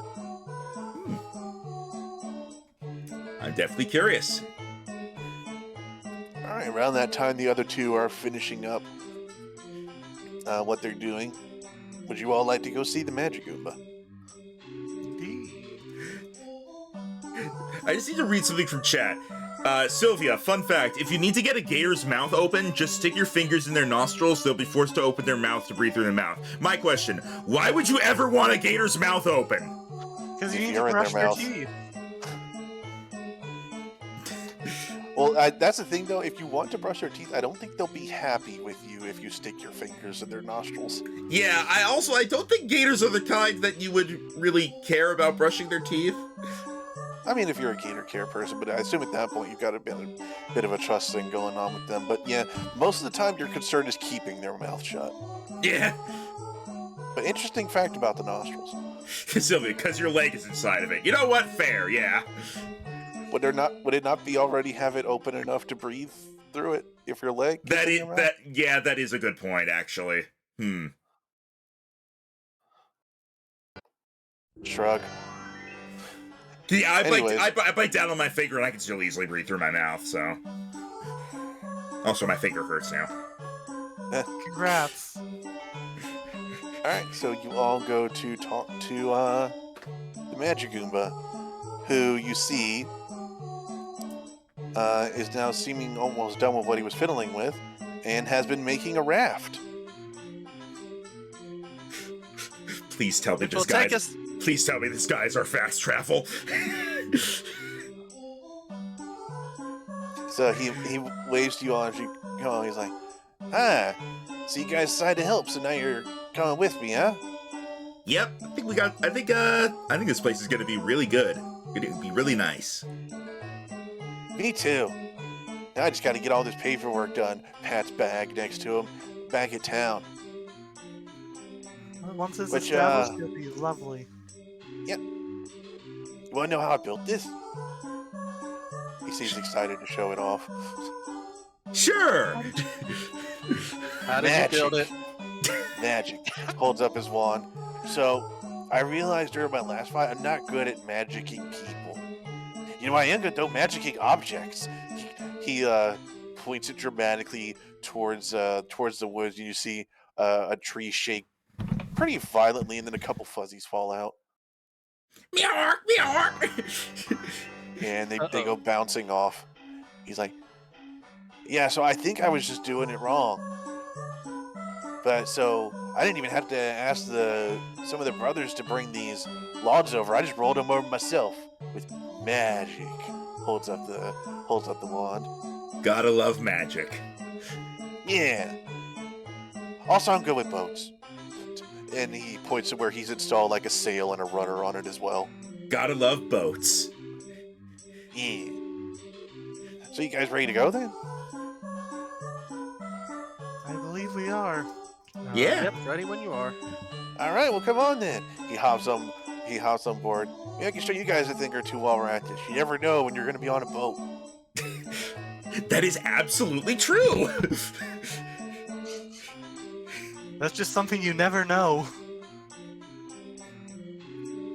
All right, and with that, you guys get on the boat, and the other Goombas are all gathered on shore, waving goodbye. Some with muscle fatigue, some with paint on them, and some with honey next to their mouths. Bye. We'll be sure to come back at some point. Bye. Please do. Out of character, this is a much better second encounter with them than I thought it was going to be. Yeah. You I was guys were expecting, good like, influences well, look who came back. Yeah, what's a good song for this part? Hang on, I actually have one, Rhino. Hang on. For river rafting? Yeah. Oh dear, I probably know which one it is. Not wide enough to how gators breathe through their mouth, but keeping their mouth shut is the easy part. Yeah, it is.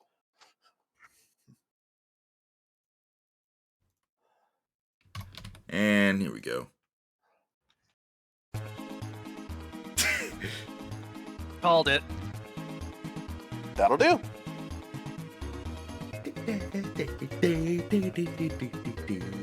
Let me get a Magic Goomba's character sheet here because we're going to need that.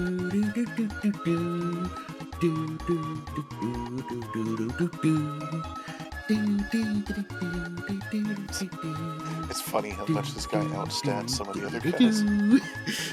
Is he like level 15 or something? No, but he's He's level 5 compared to everyone's level 2. you'll see. It's just like, We're level Magic 5. is- Can you come with us? Alright, let me make sure the map is prepared. Alright, yep. Alright, guys. Then in no short amount of time, you find yourself on the river.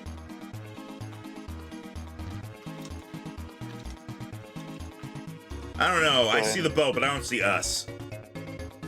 Well, that's on you, isn't it? Go ahead and get this guy on here. Oh, He's nope. so tiny! Give it a second. There we go. There we go. Technically, they would be small in this world, but considering most everybody is like this size or then slightly bigger, I kind of just mediumed them all. Yeah, let's be completely honest. I think every creature that we're going to run into would be size small. I think the only ones that aren't are like, you know, the humans and Bowser.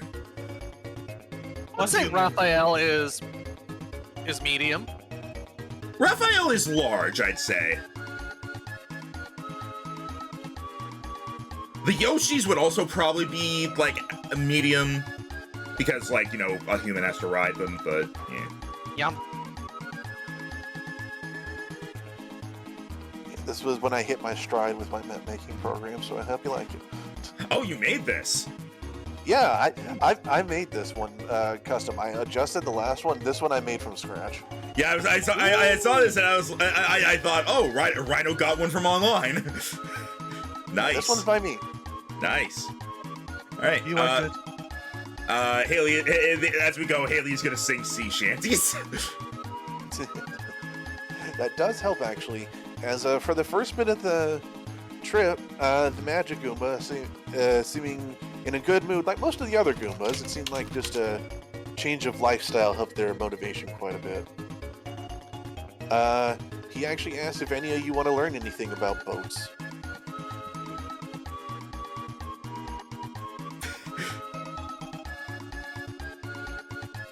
Normally someone would have something to say about boats, but they're underground right now. What? Goombro used to be a soldier or a Oh, sailor. okay. Birds. Does that mean you know about boats then? Does that just mean Goombas are just natural sailors? I Shrug. like this lore. Had to come The from fact somewhere. They have no hands makes them much better at hoisting sails somehow. They're really bad at being deck hands, but they're great at everything else.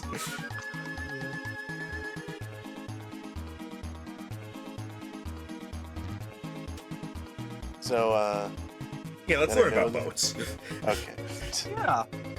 Alright, so he starts pointing out a few specific things, like he's talking about how the rudder works, how this thing is almost entirely responsible for steering the raft, especially when it comes to making sure you avoid doing things like hitting rocks and such.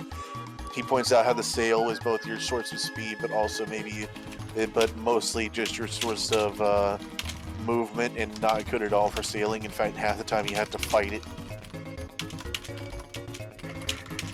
And then you notice him also pointing out stuff like how you have to balance the weight on the ship. As you all notice, if you all go to one side, suddenly the ship starts turning on its own and he really has to adjust for it. And things of that nature. He's basically supplying you with like little fun facts, it's like things to watch out for, stuff like that. And It's as you're coming up. It's as you're coming up to a bit of a more reedy area where the boat has to start slowing down because, well, it's not just water under you now; it's something a bit more thick. As he starts pointing all this out, he's raising the rudder. He says so it doesn't get tangled because then you get stuck. He puts it down, and you actually feel the raft itself get actually stuck for a moment. He's like, "See, it's like that." And then he tries to pull it back up. He's like, "Okay, hold on, give me a second here."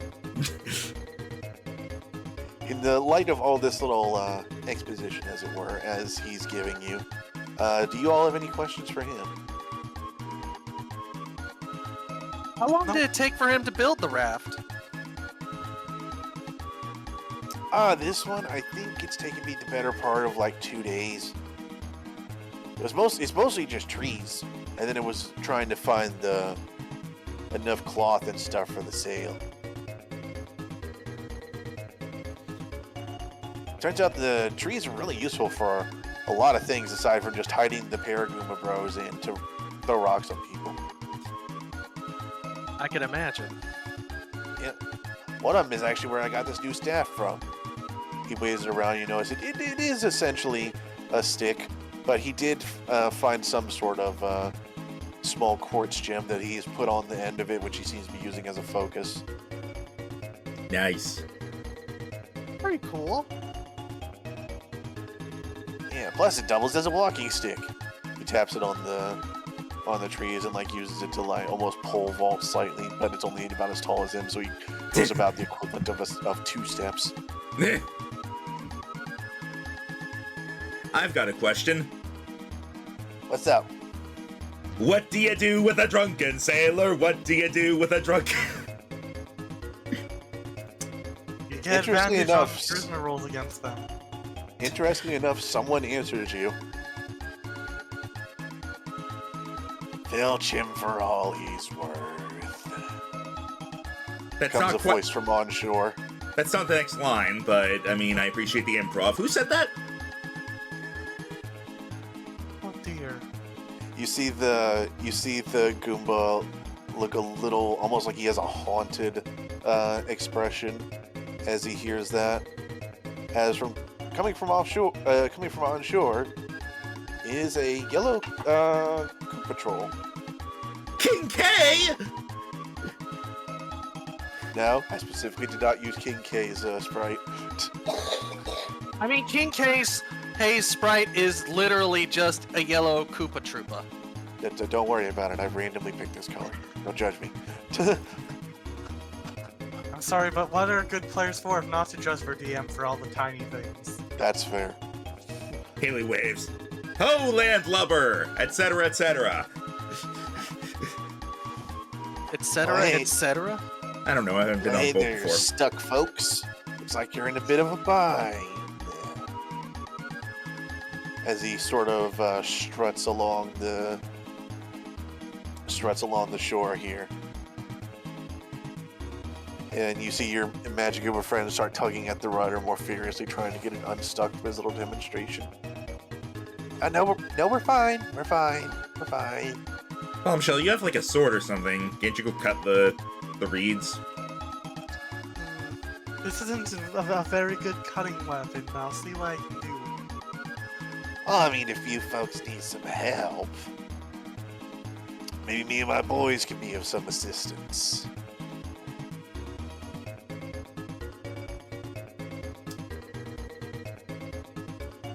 What would you Oh. propose? Oh, thank you, Mom.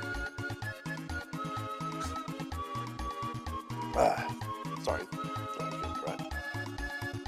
You have to thank his mom for giving him water. Lemonade, actually. To be fair, lemonade is mostly water. True.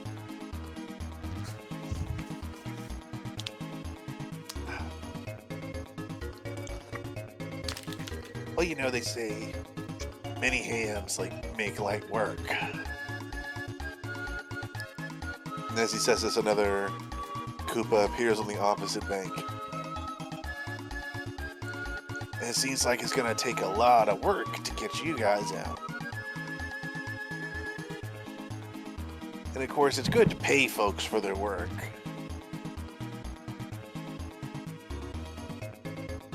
Now hold on. We don't have. We're just passing through. Don't have anything. Hush you. As you see the Magiguma getting more and more nervous. Hey, you leave him alone. He built this boat. Bombshell's Diddy going now. to whisper over. Do you recognize this person?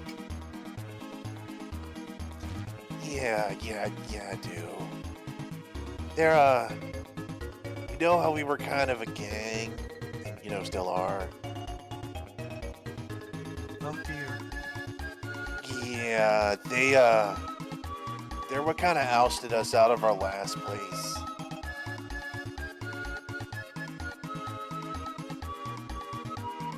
Now, is there any way to talk when you lost fair and square?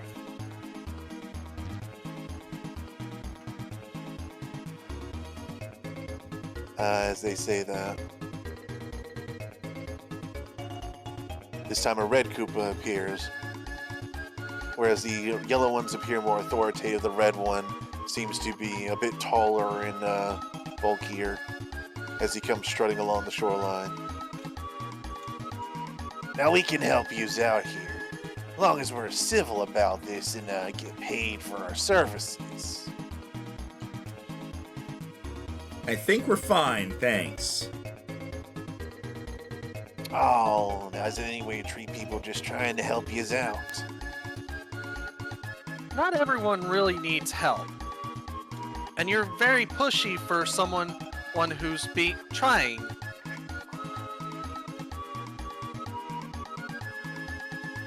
Well, see, but I think what you just don't understand is, a help is mandatory.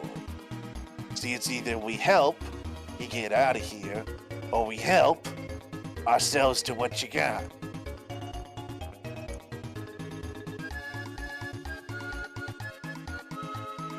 So, you're resorting to banditry, is it? Resorting? Babe, we thrive in it. Well, here's an idea. You guys can help yourselves to going out there and finding food for yourselves. Looks to me like we got plenty of tasty things right here. In fact, I think I'm famished. And with that, you actually see the heftier Goombas, the red, or heftier Troopas, the red ones. They actually heft rods, a bit reminiscent, like the Paragoombas did to you the first time you fought them. But these ones seem like they're much better at it, as they haul those things pretty much right in front of your raft. Give me a second here.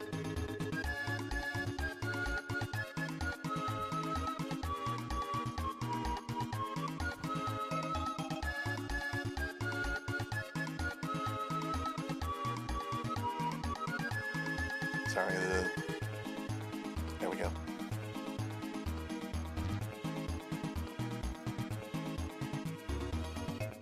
There we go. Can you see those? Yeah. Now I can. Yes. Music still feels a Now little as I cheery for right believe now. Now as I believe we're making ourselves quite clear. How's about we get back to the negotiations?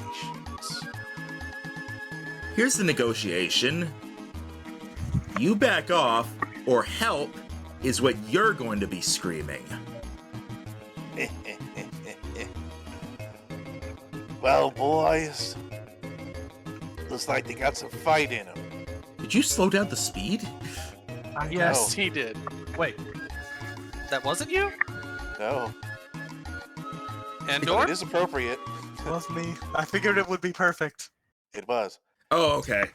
Anyways, looks like you got some fight in you. Let's see if we can fix that. Alright. I've got With a new that- spell that's perfect for this. Everyone, roll initiative as I try and think of a decent battle theme for this. Open tracker. I know. Give me a bit. It's been a while since I've done this. I had to figure out how to do it. We're fighting Koopas who want money, so can't see Koopa. Oh, that's a good one. Hang on, I'm is the... Oh wait, I think Kensi Koopa just has a regular battle theme. Alright, regular Oh wait, battle I got it. Hang on. There we go. I figured it out.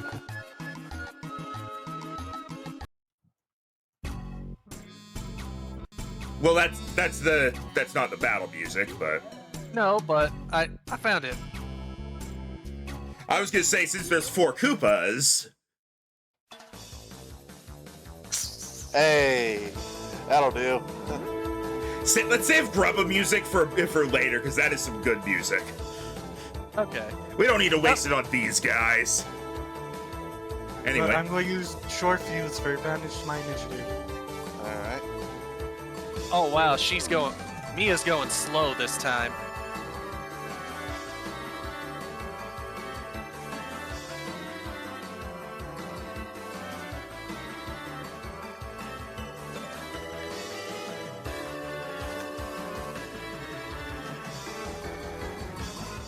Alright, and...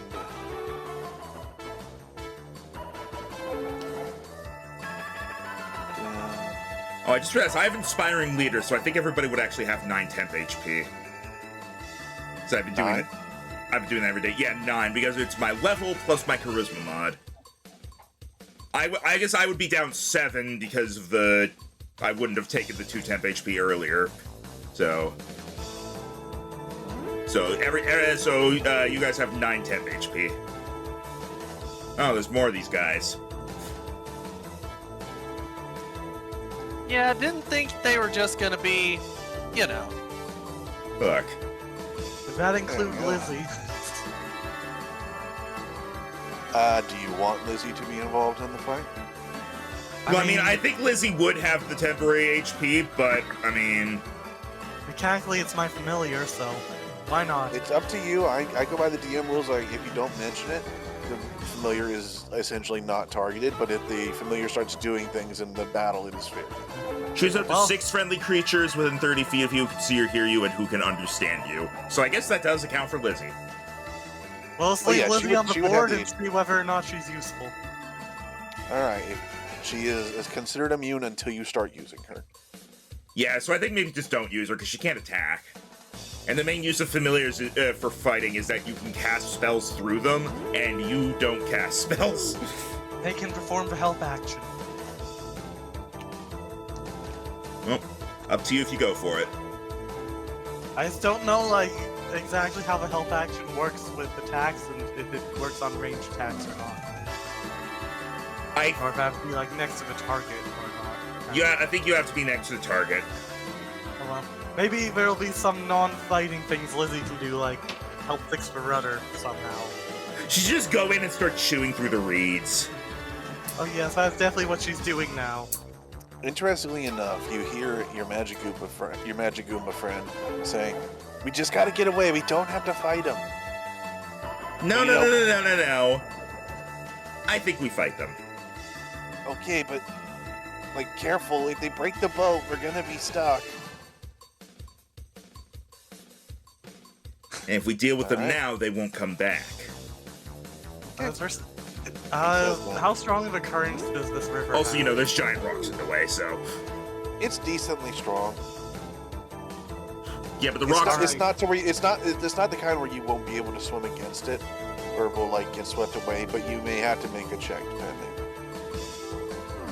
But also, if you may be able to jump it, depending on where you are. Also, I'm half feeling called out because I almost went for a ranged attack off for my legacy weapon, and then I didn't. Now we're in this position. Alright. Is everyone ready? Ready. In that case, first up on initiative, Madame Bombshell. Let's kick some shell! She's gonna run up to the edge of the boat, and she's going to shout, "Brigands!" as she throws one of her daggers. at this guy. As she throws Lizzie. And You said red or yellow? yellow. That guy. Check him real quick. I don't think I'm getting the stagger back, guys. All right, as you throw it, you see him look pretty smug as he sees it coming and quickly retreats into his shell where it clinks off. Trap. Throwing weapons are not my forte. Curses. Now the end of her turn. All right. Next, Hazy Haley. I just read something and it worries me. If I were to do something that would cause one of these guys to have to use their reaction to make an attack against an ally, would he be able to, like, move down the 5 feet before doing so?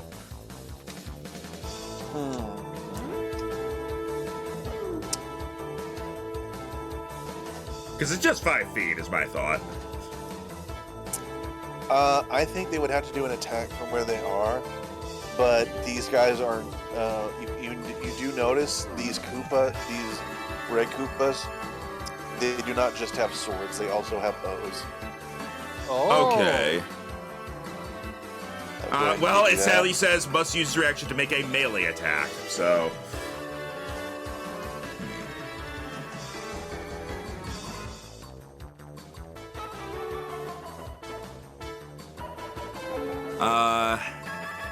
Target must use its reaction to make a melee attack against another creature of your choice that you can see. If the target can't make this attack, for example, because there is no one within its reach or because the reaction is unavailable, blah blah blah. Yeah. Which, by the way, for those who can't see, here's the yellow ones. What I call the Koopa boss. Then we have the Koopa Troopas. Yeah, these are some hefty looking boys. All right.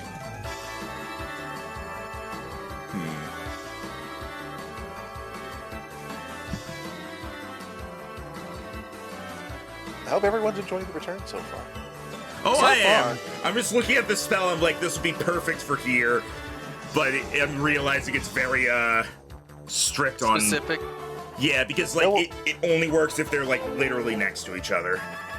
No worries, Max. It's been a while, and I know you're playing primary spellcaster, so turns be what they are. Fun fact for those watching, if you didn't realize a particular connection, things we didn't realize whenever they were making their characters is that the way the parties are split up, one is all girls, one is all boys, and the person who controls each character somehow controls the same caster type in both groups. One is 2 marshals, one is 2 half casters, and one is 2 full casters. Yep, because I'm a bard and a cleric, which are full casters. Dan is an artificer and a paladin, which are both half And those are casters. Yep. And Endorb is a rogue and a monk, which are non-casters. Which technically there is a rogue subclass that's a caster, but she did not pick it. Yep. And I haven't picked a subclass yet. He's leveled, like, not bad. I'm pretty sure you've reached level 3. No. Monk? The monk does not have a cast. Well, monk does have a caster class, but it fucking sucks. It was rogue more that I was referring to. Oh, Yeah. I did give him. I'll also be back in a moment. I gotta use the restroom. Sorry. Okay. Go ahead. Also, You might I wanna- did not mean to be 2 freaking dodge tanks. Yeah, I just think it's funny. So did you actually pick a subclass, Endor? Yeah, I just forgot. Open hand. Okay. Yes, the hands that the Goomba has. Can't What use do you- hands. What hands? Oh. That's how you get them. They don't see it coming because they don't see it. Period. To be fair, it's like significantly better than most of the other subclasses. Also, I don't know. Sometimes you just want to shoot key beams. Yeah, but you never want 4 elements. I mean, that one's fun. That one's- Flavor-wise. Flavor-wise, yes. Mechanically, it sucks. Like, or you if take you want, the Kensei monk if you just want to use whatever weapon you damn well please. I'm a Kensei monk. monk. This is my shotgun. All right. I am going to, let's see, those are hefty boys. Yeah, here's what I'm As going to they are turtles, they are pretty armored. Yes, but are they healthy? We'll see. Because I am going to use Shatter. Let's see. Interesting. All right. Where are you using it? 10-foot radius. Let's see. No. So. Wait, Yep, is you it? can get 'em. Hang on. Is it a 10-foot radius sphere? Yeah, okay. Yep, so I'm able to get those. So yeah. I'm going to do Shatter on the guys on the right. So that is Alrighty. I need a con save from both of them against...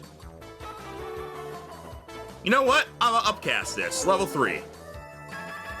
Ooh. Against 13 thunder damage. That could absolutely have been better. Yeah, but you know, you got to start somewhere. All right, what is the DC 15 for you? Okay. Yep. All right, let's go with Red Boy first. That is a fail by 1. You got a 14. All right. And for the boss. Ooh, that is also a fail. All right. That is 13 damage to both of them as Haley is going to call out to them, "You are getting in our way!" And on that way is when, like, you almost swear you see, like, a music note erupt between the two of them. I like it. I like the stylization. As you do that, the music note swells and seems to burst between them. And as the particles clear, you notice the boss does not look happy or healthy. And actually, the muscle he had next to him is just on his face. On the ground. Ha! As, Like, KO'd? yep, he is unconscious. Face plant. you gotta like squint a little see, but you do see his swirlies in his eyes. Yep. You really gotta squint because he's got those sunglasses. Yeah. Well, no, those don't appear above sunglasses. Everyone knows this. Say, you can see his sunglasses are shattered. Haley. Fun fact, in their sprite sheets, the swirlies appear above the sunglasses, yes. Yeah. So after doing that, Haley's gonna look over at Mia and be like, "All right, I got these ones. You can handle those guys, right?" And I'm gonna give Mia a bardic inspiration.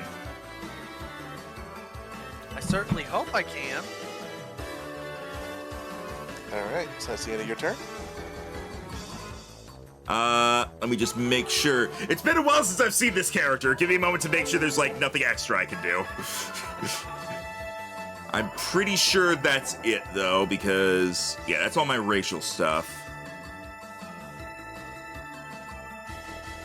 Yes, that's all I've got. Alright, next up, the boss's turn. Move the turn order tab here. Alrighty. Do speed. Alright. So, seeing as you guys look like you're gonna be your problem, the boss is gonna pull out from behind his back a javelin and is going to attempt to throw it at you, Haley. Well, that's incredibly rude. Go.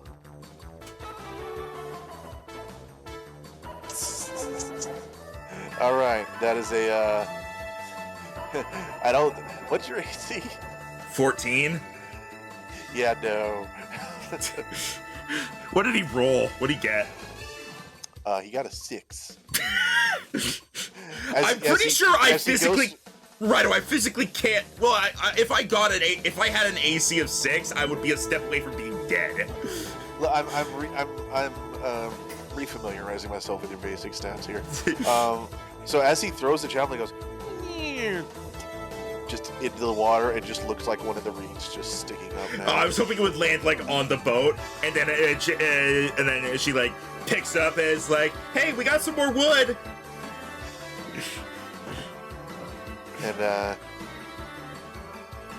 tosses it over to him to help with to the as he Goomba looks to at help him that, cut he off goes, the reeds. heck with this. As you see him actually dive into the water, he goes under. And 1 second. And drowns. Ooh. And then disappears.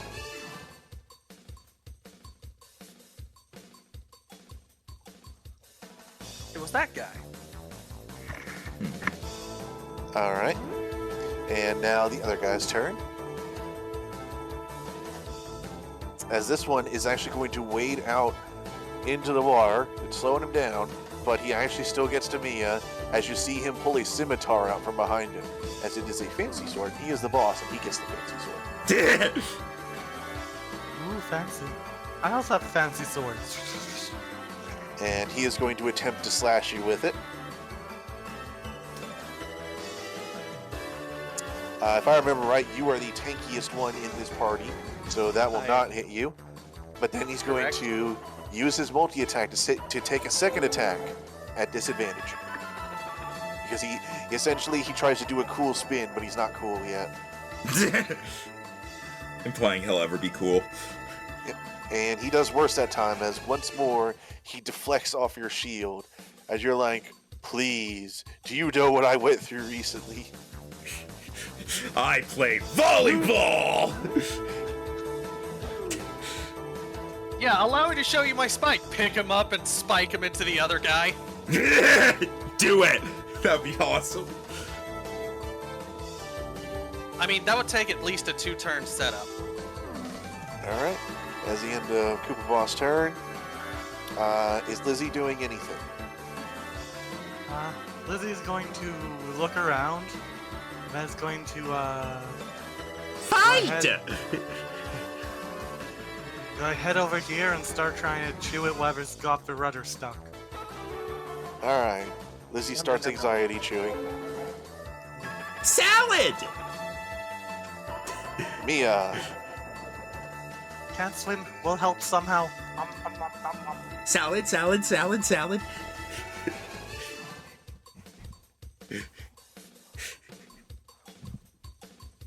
You know, just coming right here in front of my face, you realize the grave error you have made, correct? heh. He just kind of gives you a rakish grin. She pulls out Night Guy's spear and just thrusts it right at him. Oh, that is not what I wanted. You have kid. Bardic Inspiration. Up to if you want to use it. It's a D8. A D8. I'll roll that die. Oh! Ooh! That's a All right, 15.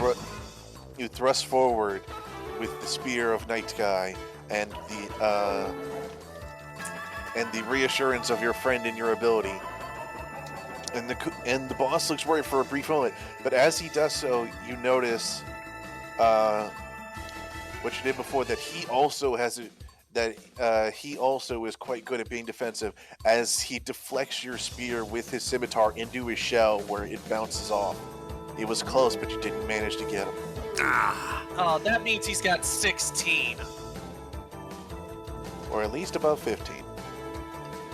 Yeah, that's still a kick in the pants. And unfortunately, I don't have any spells that'll take a bonus to cast. It's all actions. That's fine, we're early levels. Yeah. Hey, look on the right side. He can't hit you either. So there's that. Just say that, the next hit on me is gonna be a crit, I feel. Narrator voice. Is Mia forever destined to take every serious battle with a 1v1 between her and someone else that could neither hit each other? Okay, but yeah, that's my turn, since apparently Tanky Boy is tanky. Alright. He made a fatal mistake, though. He came within stabbing range. Next I up, mean, it would have been a fatal error if it had hit. All right, next up we have the Troopas, or Troopa, as it were. As he too is going to move up, and you see him actually manage to climb onto the end of the raft like, ha-ha! But he cannot quite get to flanking.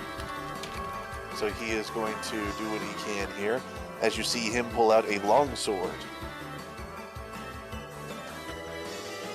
How long is it? It's reasonable. Yeah, okay. Haley looks over. he thrusts it at Mia. Mia looks at him and says, "Is it in yet?" Well, this is the thrusting weapon. This is a slashing weapon. Haha. Look, I still did the Ooh. sex joke, okay? I don't like that ooh. Alright, so he was using it one-handed because they're trying to keep their defenses up for you. And that is a 20 to hit. That hits. As in a nat 20? No, a soft 20. Okay, cool. Hey, cutting words. Oh! Alright. As I see him coming up, and Haley yells over, "I've seen longer!" And No. that is a -4, making it a 16. Does a Which 16 that hit you? that will miss because of my shield. Alright. Then, as you see him get briefly distracted, you reach over and block this strike, even as you saw the boss do some odd movement as the trooper had gotten closer, seeming like he was ready to tag you in the back whenever you got hit by the trooper. But instead, you denied it, and so he backs off to his more defensive stance. Come on, boys. We're becoming pirates today.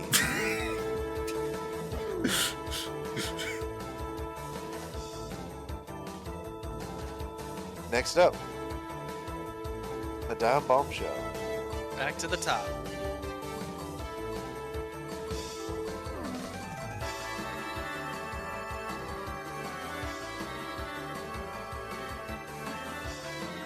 Endorb, are you here?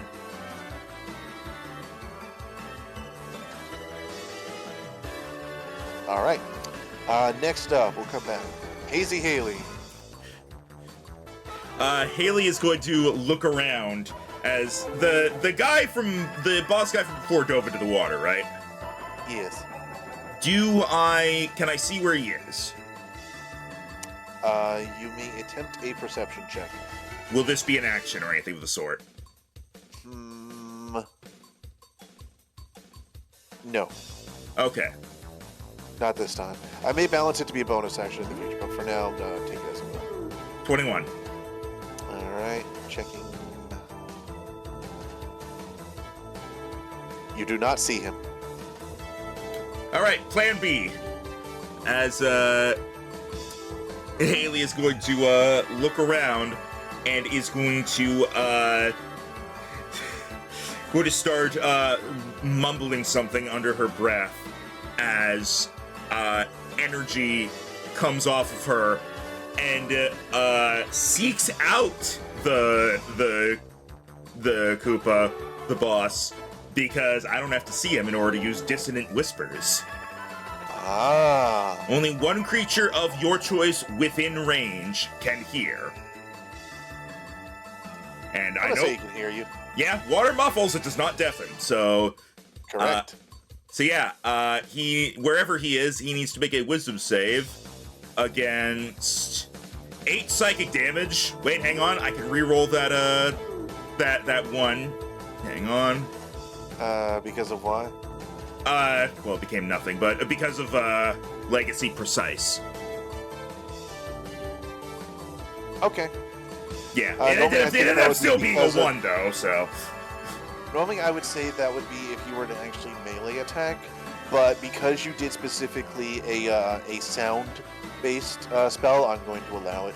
Yeah, also, I'm not gonna melee attack. The whole point of this is my bard focus. That's fair, and that's why we're adjusting it a bit. Alright, so, But just don't expect this on like Fireball.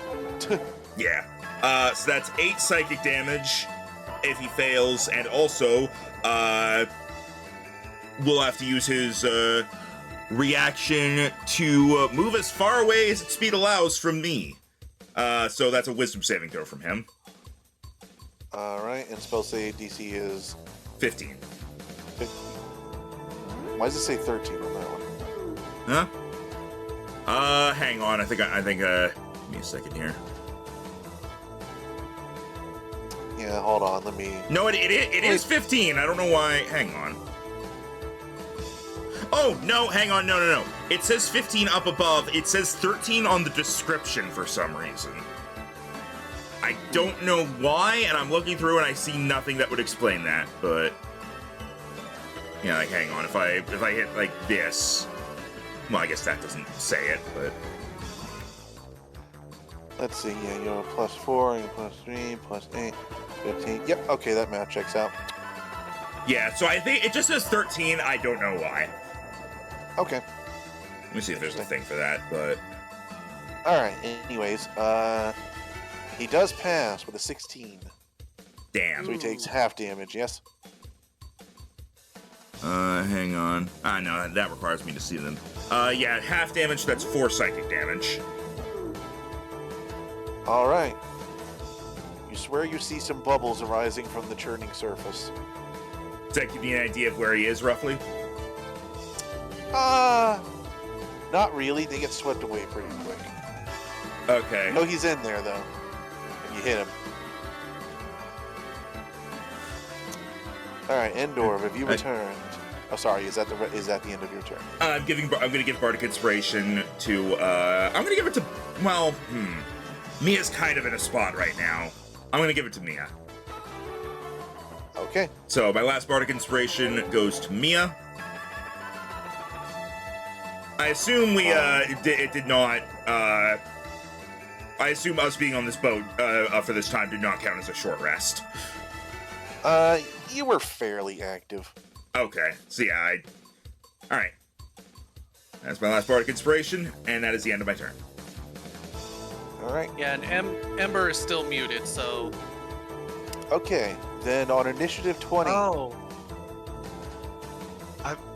I swear I heard Rhino react to my comment, like, during Max's turn. They must have been coincidental speech. Oh, so you're back now? Yes. Alright, cool, go ahead and take Okay. it. Alright, the gold one's the boss guy, right? Yeah. Yes, one of them. I kind of want to run up and stab this one, but I want to take your thunder. No, you... Go ahead!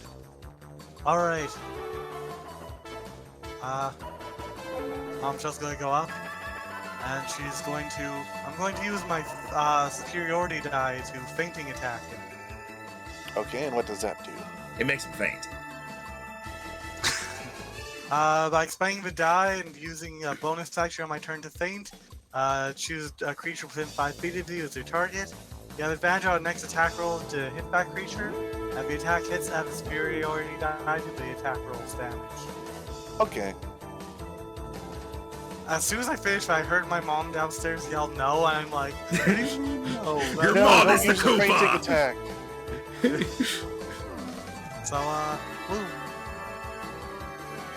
That is 18 to hit the boss. That will hit. Yay. And this had an advantage, so that's sneak attack. Well, sneak attack from ally anyway. Ooh, that's No, some, So that's just how it works. that Isn't it? Oh, no. well, yes, see, but advantage gives sneak attack, but also having an ally within 5 feet gives sneak attack. Also, having okay. no other enemies because I'm, also, it did not give me the superiority die, as I can see. That's weird. Just roll it yourself then. No, it did. Plus 1d6 superiority. It was a 1. Oh. Yeah, it actually did put it on there. Yeah, it was It's only the a same 1. anyways. You rolled Yeah. well in the sneak attack, though. Yeah. 22, Jesus. Alright. As you go forward, while the Koopas are busy trying to team up on Mia, you slip in between their defenses, find that spot where you swear you can see their undershirt under their shell, and shank forward. And with that, you must have hit something vital because you see the boss Koopa's eyes widen even behind his shades as he falls backward into the water and floats on his back down the river. He's made He's a great dead. mistake. Well, no, he's unconscious but floating. He's dead. He can breathe underwater. That's how turtles work. It is Again, true. he's floating on his back. He's above the water. He's dead. And He's like, suppose- blub, blub, blub, blub, blub. Also, I And want then- to. Alright. I gotta point out the discrepancy in initiative here. 24, 22, 8. Yeah. Alright, so is that your turn? Yes. Alright. In that case, it is the Koopa boss's turn. The one that's left, anyway.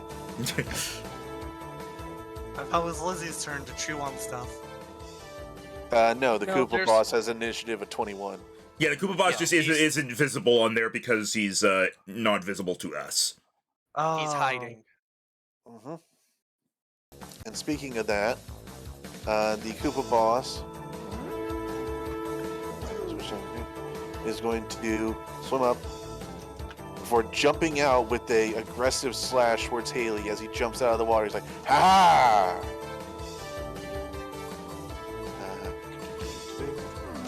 Oh, you're still around. Aha! Of course I am. Why wouldn't I be? As he 'Cause you slashes suck? at you with the scimitar. No, you suck. Has a 12 to hit. All right. It misses. No, I think you suck. Alright, he's gonna attack again. What's my thing? There we go. Oh boy, if only he didn't have disadvantage, but he did. So that's an 8 to hit, so no, he whiffs once more as you dance nimbly around him. You suck. You suck. Right. Yeah. And before he lets out a sharp whistle.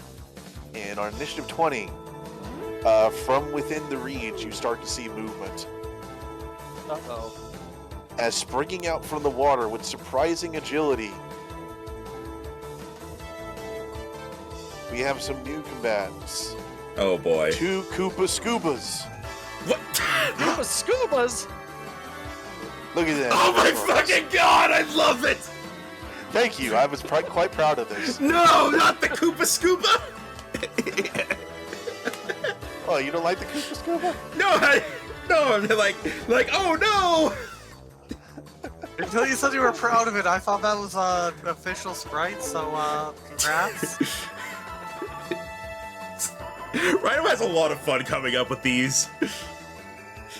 Rave and Koopa Scoopa. Where are they? Can you guys not see them? They're up Oh there. no, I see them I now. see- I've scrolled down literally just Yeah, once. I- Swear too much. All right. Yeah, you see them spring out as one lands here and one lands here as they're going back to back. And these ones, not wielding swords or anything like that, they actually have tridents. Oh wow, 2 guys that Oh. suck.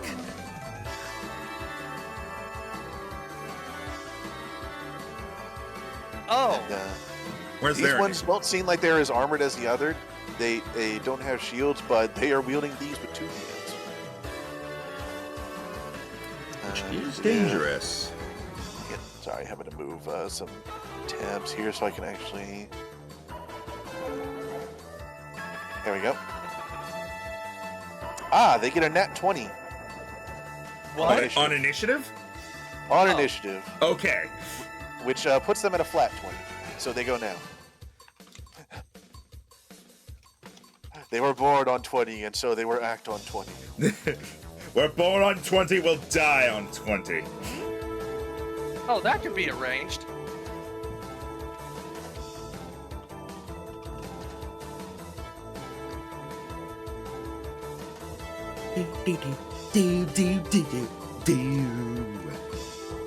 Hold on, I'm judging that.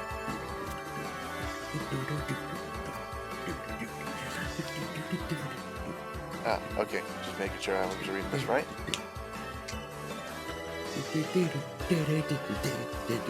So we're going to start with the one on the right, as he is going to attempt to thrust and fork you on his trident. All right. For you. buddy. Alright, so He has flanking, but we are using alternate flanking rules, so that is just a bonus to hit. Ooh, rolled pretty well here. That's a total of 19 to hit you. Uh-oh. That would hit, but you suck, Silvery Barbs. Okay, so he has to re-roll. Yep.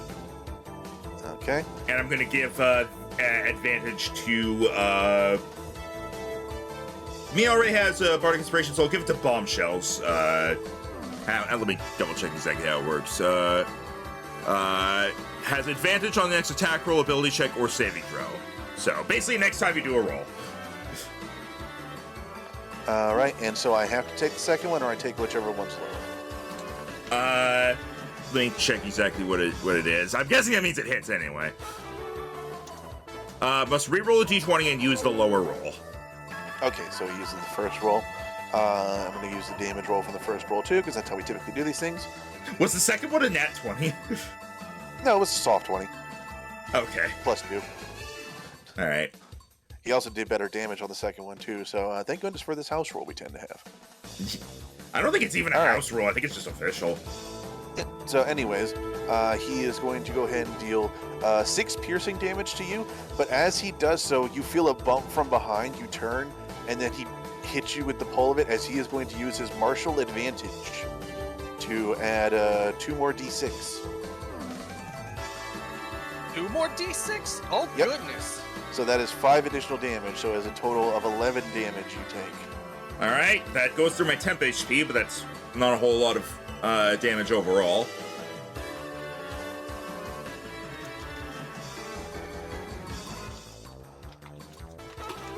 All right, and I forgot you guys had so much health. Yeah, that's We're level 5. Chris. 5. That's fine. This is essentially a warm-up one anyway. So anyway, you took the damage. Yeah. Hey, after taking the hit, Haley looks at the scuba guy. It's like, I'm gonna drink milk out of your shell.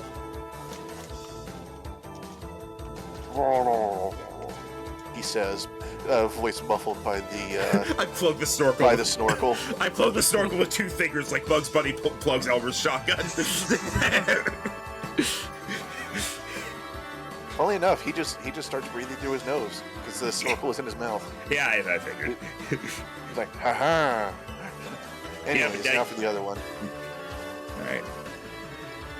Seeing as Mia has been untouchable, but Bombshell is dangerous. This one is deciding, and he's like, all right, we'll try this one. We'll try this once just while I got my friendo here. And so he is going to attempt to attack Mia with his trident. But because of where Bombshell is, he does not get flanking.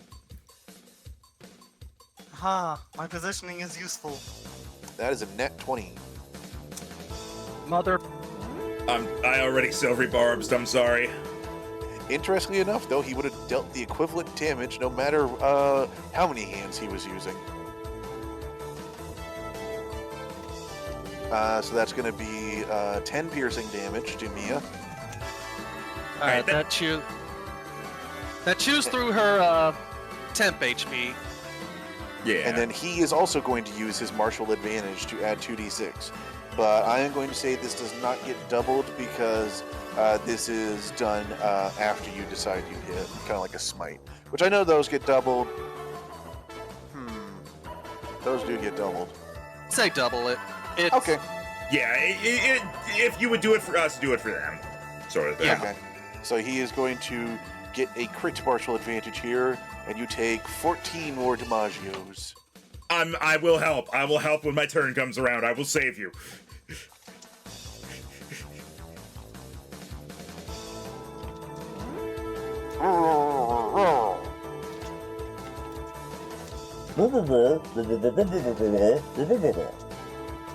The Koopa next to you, who hasn't said much, says, don't underestimate teamwork. And, How do you understand him? I had to He's work been with it. around him long enough.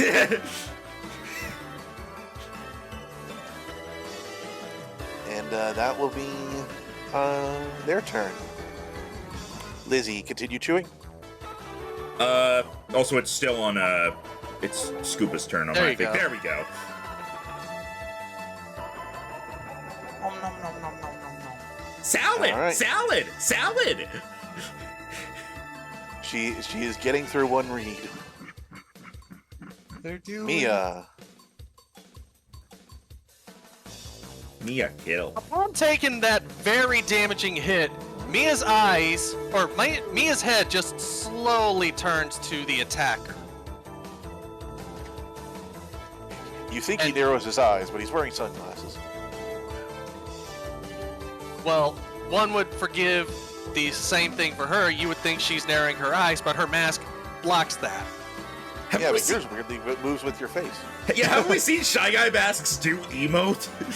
Okay, fair enough. But sometimes it doesn't. I'm just imagining you two are like staring each other down, like the camera, cuts back and forth. Metapod, use Harden! I do imagine, correct me if you don't agree with this, Dan, that the mask does just emote or not, depending on what Mia actually wants. Just by like Yeah. cartoon rules. Either Yeah. that, or Mia turns away, switches mask, looks back, and now she's wearing an angry mask. I just remembered I have Shy Guy Warcry. I'm remembering that's a thing that we have to deal with. Yeah, there's a lot of Remind me, that's the one where It's it gives always advantage first on your attack first- after initiative as well, so I always forget. I either Well- use it on the first turn or I lose it. Well, Dan, it's been a while. You may have it anyway. Thank you. yeah. It's been like a year since we've used these custom races, so Yeah, you are easily forgiven for forgetting a specific trait you have in the list of traits you have. All right. Well, well, you can tell how angry she is because she puts away her shield and grabs Night Guy Spear with both hands. Uh-oh.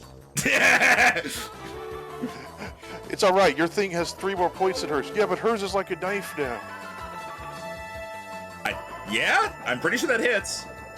Alright, that is aimed toward Koopa Scooba. Koopa Scooba. That does hit. All right. I don't think he's taking as much damage as I want him to, but we'll see. Let's see. Yeah, All she right. needs to boost her strength up. I made her that's what- too. That's made what her you have all too those poisons well-rounded. and stuff for. Yeah. Oh yeah. Right. Because of overpower. Oh no, it doesn't work because she has to roll a 19 or a 20. Fair. Also, that's why typically with artificers, you would tend to just lean heavily into their spellcasting because then the weapon is based off that. If I'm remembering right, anyway, it's been a while. I think you're thinking of Am I thinking of Battlesmith specifically? I think you might be thinking specifically of Battlesmith. Okay. Well, it's still early levels. To be honest, Dan, their to-hit bonus isn't that great, too. Yeah. And But you do still take a good chunk out of him. Yeah. As you see I'd your say- spear light go up the side of his arm, he's like, oh. alright, well that'll have to be my turn. Alright, no bonus action? No bonus action. And Okay. right now my AC is now 16 because the shield's away. Right. Yeah, it's the same as Your theirs. alchemist thing is like you make random potions, right? Yeah. Okay, is that like a daily thing we roll for? If I want, yeah, it is. Okay, just maybe something we need to make sure we remember we do is to Yeah, lean into your a lot- subclass later. Yeah, when I finish a long rest, I can produce an experimental elixir. Okay. You would have technically had time to do that. Because of the day of travel you guys had before this.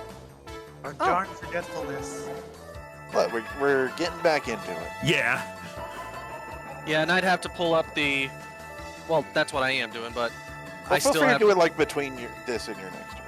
Yeah, Yeah. Okay. Go ahead. Next up, Koopa Troopa. As he is going to see his ally is here, and he is gonna nod. As you see him, actually jump into the. You can float down here. As he's going to He's dead. as he is going to jump into the water and seeing as Mia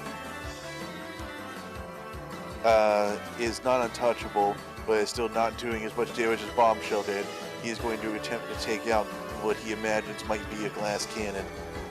And so he is going to move down here to try and get flanking from it. Oh, you poor thing, thinking of a glass cannon. Look, he can only judge what he knows, and he knows tanking and glass cannon.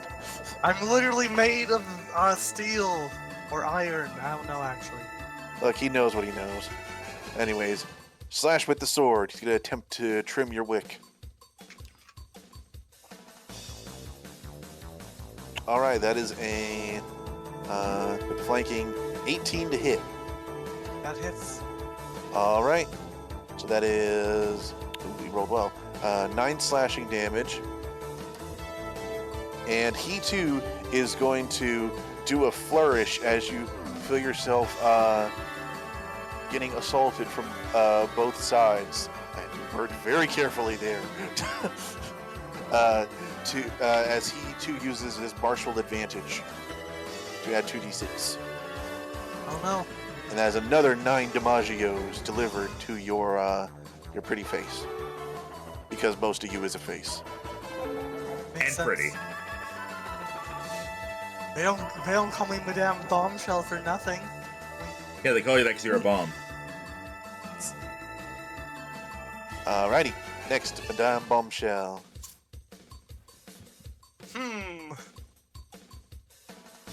And you took your 18 damagios, yes? Yes. Half of that was absorbed by the temporary HP. Fair enough. Thank you, Bard. There we go. If I can zoom in, I can see the changes in your health bars.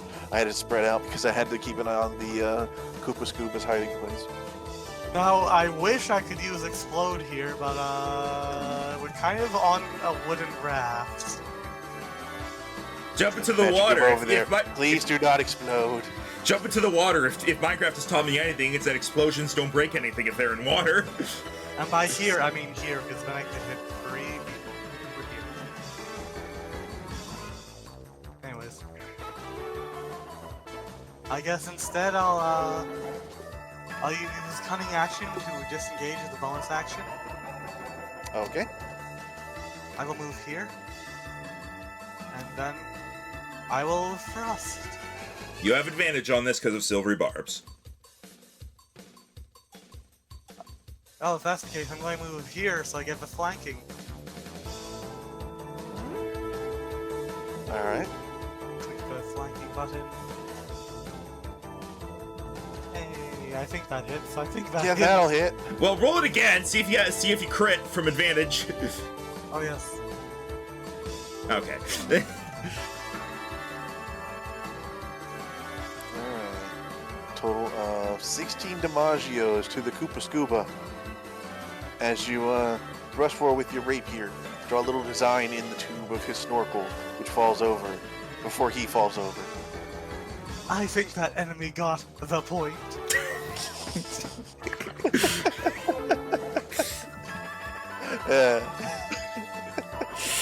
I guess I don't need to help Mia flank him anymore, so, Tonga! Not again! Alright, that's a go.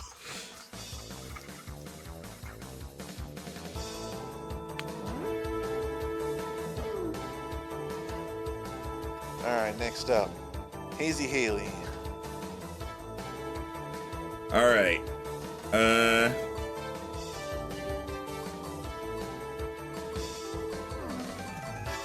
Yeah. Haley is going to throw out another Dissonant Whispers at Yellow Guy. Wait, hang on. We can't do 2 leveled spells in the same turn, right? Correct. Okay. I'm going... I know Cass has been allowing that. I tend towards cantrip and spell. Which is fair. I just wanted to make sure. All right. Instead, I'm going to move up here, and I'm going to use Vicious Mockery on the yellow guy. So Okay. that is a wisdom saving throw against 2 psychic damage plus the additional stuff. So it's DC 15. Wow. He passes again. No wonder he's the boss. So nothing happens there. All right. Yeah, he's too wise. And I'm going to use my bonus action to give a 2nd level healing word to Mia. All right. What is the word? The word is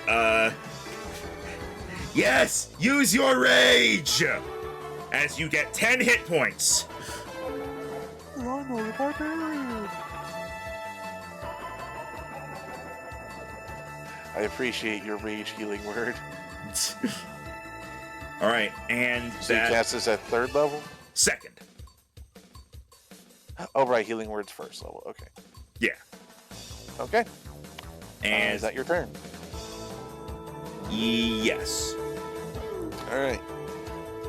Next up, the boss. All right. As a bonus action, you see him pull out a small flask from his side. As you see him going to drink this healing potion. Oh no! Silvery forms.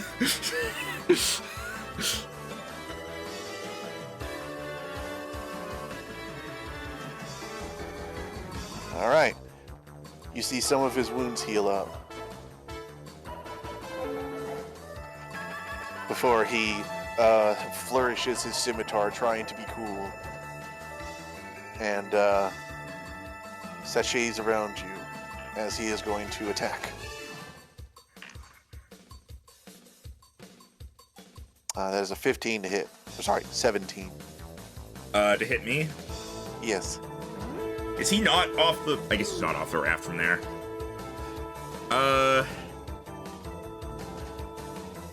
Yeah, I'll take the hit. I'll save myself All right. the barbs. That is 7 slashing damage. He is now going to attack again. Alright, that is 18 to hit that time. Yep. Alright, and that is 8 more slashing damage. As he seems to be getting his groove in this. Perhaps the other team members were just holding him back. Or that's just what he tells himself.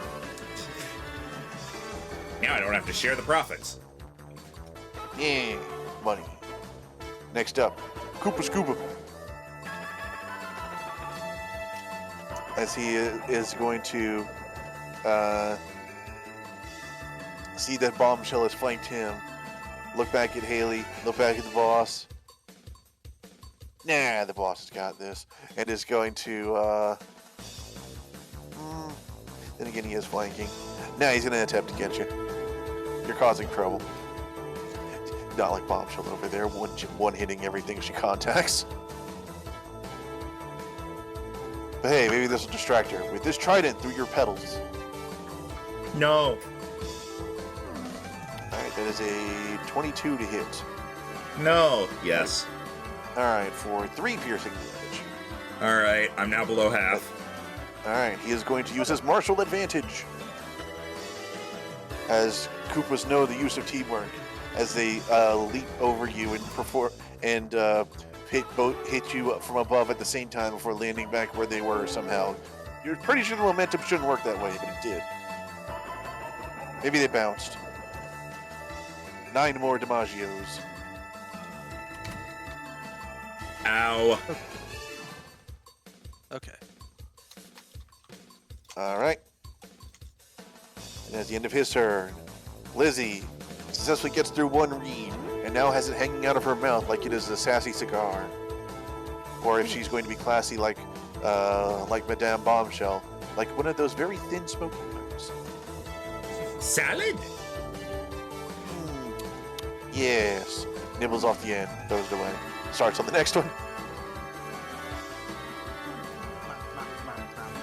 Next up, Mia. Alright.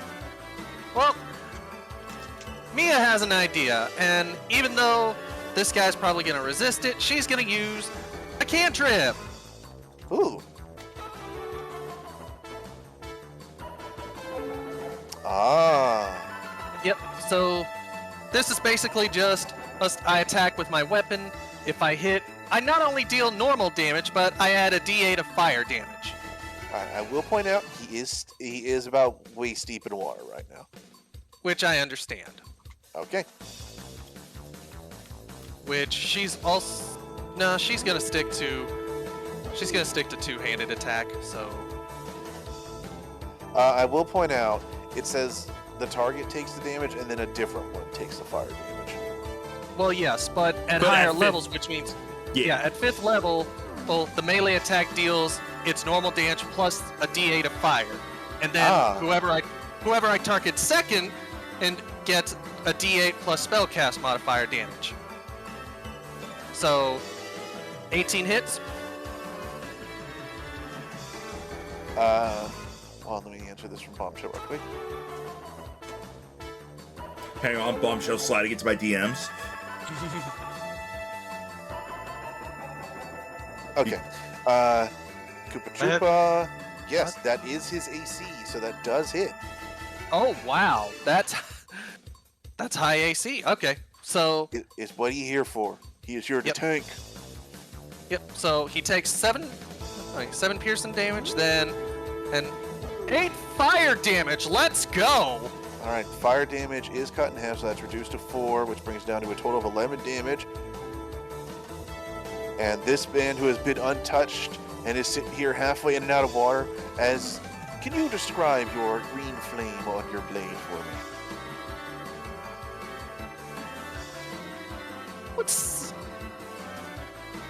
I am having difficulty describing the fire. I would just think she raises it up and then says a battle cry, and suddenly the flames wrap around the whole shaft, focus into the spear, which she uses to bring down on the Koopa. I half expected you to pour something down the spear that then caught on fire when contact with the air. Oh, you know what? That fits an alchemist a lot better. No, a mysterious substance. It's on fire. I'm on fire. I'm just imagining there's like a 3-second thing of like Mia struggling to pull the cork out of the thing. Yeah, we do not roll to uncork here. No, it's not roll. It's just like a pacing break in the battle animation. All these years later, and I'm still getting flack for that. That's your flack. Mine is the thing bites you. Yeah, I pet it. You die. I didn't say die, but that one. I'm gonna try an experimental item. As you stab it onto him and the liquid splatters onto him, he's like, the water does nothing, and you see him fall back into the water. There's some bubbles, and then there is a floating Koopa shell. He's dead.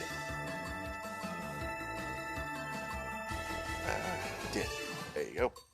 Serves you right. Now, as a bonus, since that was a cantrip, I can use my own bonus action to use my own healing word. Correct, you can. Which I'm going to for Haley. Nice. Friends heal friends. Yep, and I'm gonna upcast this at level 2. Nice. Wow. That's still helpful. That is still helpful. It's true, it is. Yeah. That could be the difference between going down and not. Yeah. Haley gives finger guns. What are guns? It's those things that are like cannons, but tinier. What are fingers? Oh god, that's a better question. Looks down at Mario mitten hands. What the hell? Oh my god! They just slowly split to 4 fingers. Hey guys, And then imagine Kirby with fingernails. You're welcome. Would Kirby Okay. have hands or just very large ones on the stubs? Either way, Okay. it's bad. As Mia runs over to the Koopa boss, she'll grab her shield and pull it out for protection. All I right. can do that, right? Yeah, I'll allow weapon switching once per turn. Okay. Well, run up, give him the angry face, and that's turn end. All right. And both Koopa it Troopas would- are down, so Yep. So they are they're not to be worried about. Madame Bombshell. Ooh, every time all right, I just- initiative's over, I guess. Oh, whoops, wrong button. Congrats. There you go. We win. Oh, I mean, we basically won. I don't know about that. I'm pretty hurt. I mean, even if you go down, like, we'll be fine. Even if you go down, who Wow. cares? Wow. Just the Shy Guy wow of, like, surprise. Wow. Wow. Anyways, Bombshell's going to politely stick this guy in his snorkel for 19. Oh, my snorkel.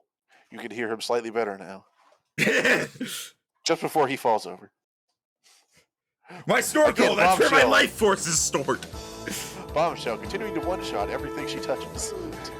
Look, that's the thing rogues do against normal enemies. And then I know, it's Wait, just, did you- it's amazing Hold on. for me to see. Hold on, I do have a question. Where's her advantage for this? She doesn't need it because Haley is within 5 feet of the enemy. Oh, right. Also, I'm a wait, she swashbuckler, so as long as it's as I'm 1v1ing someone. Also, she wouldn't have advantage for that one, I don't think. That's why I was asking, because she rolled sneak attack, and I forgot swashbucklers don't need. Oh, okay, Advantage. that's what you meant. Okay. And also regular roads would get it there because Haley's there. If Haley wasn't there, I'd still get it because I'm swashbuckler. And now we're surrounding this guy. Should we give him the chance to run? Fear me? I guess he doesn't know No, it. fear hold on, me. Is it my Maybe we turn? can talk about this. Can we talk about how you're gonna remove the rocks? It is Haley's turn. Looks to rocks, looks to self. You kind of knocked out my rock moving, guys. All right, then. I guess we will talk about it. Talk. As I'm going to throw another dissonant whispers at him. Okay. Wisdom save. DC 15. Why are you so wise? You have a -1 to this. You have yet to fail. All right, that's 5 psychic damage. Then. She's like, I can do one thing, and that's. Oh wait, wisdom hang save. on. I actually get to re-roll one of those d6s because it's a 1. Okay. All right, 3. that is Plus 12. 1 more damage. 12, so 6 psychic damage. Okay. He is looking like he's on his last legs. I know it's not like an actual action thing, but I like push him. Eh. There is a shove action, but you used your action to attack. Yeah, I don't have good strength. I don't think my shove action would work anyway. All right. Baldur's Gate and shove. He goes flying. He hits a tree. Blood comes out. All right. Yep. All right, it is his turn. He is gonna look at you three, look at his guys, look at himself.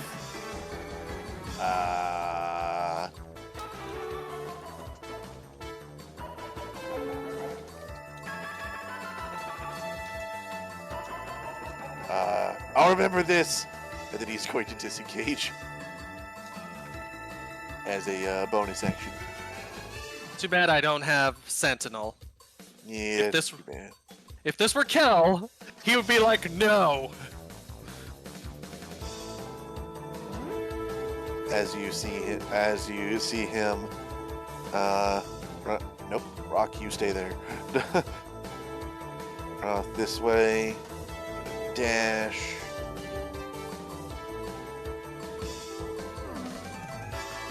And as he gets here, you're gonna see him reach down and pull something beneath this tree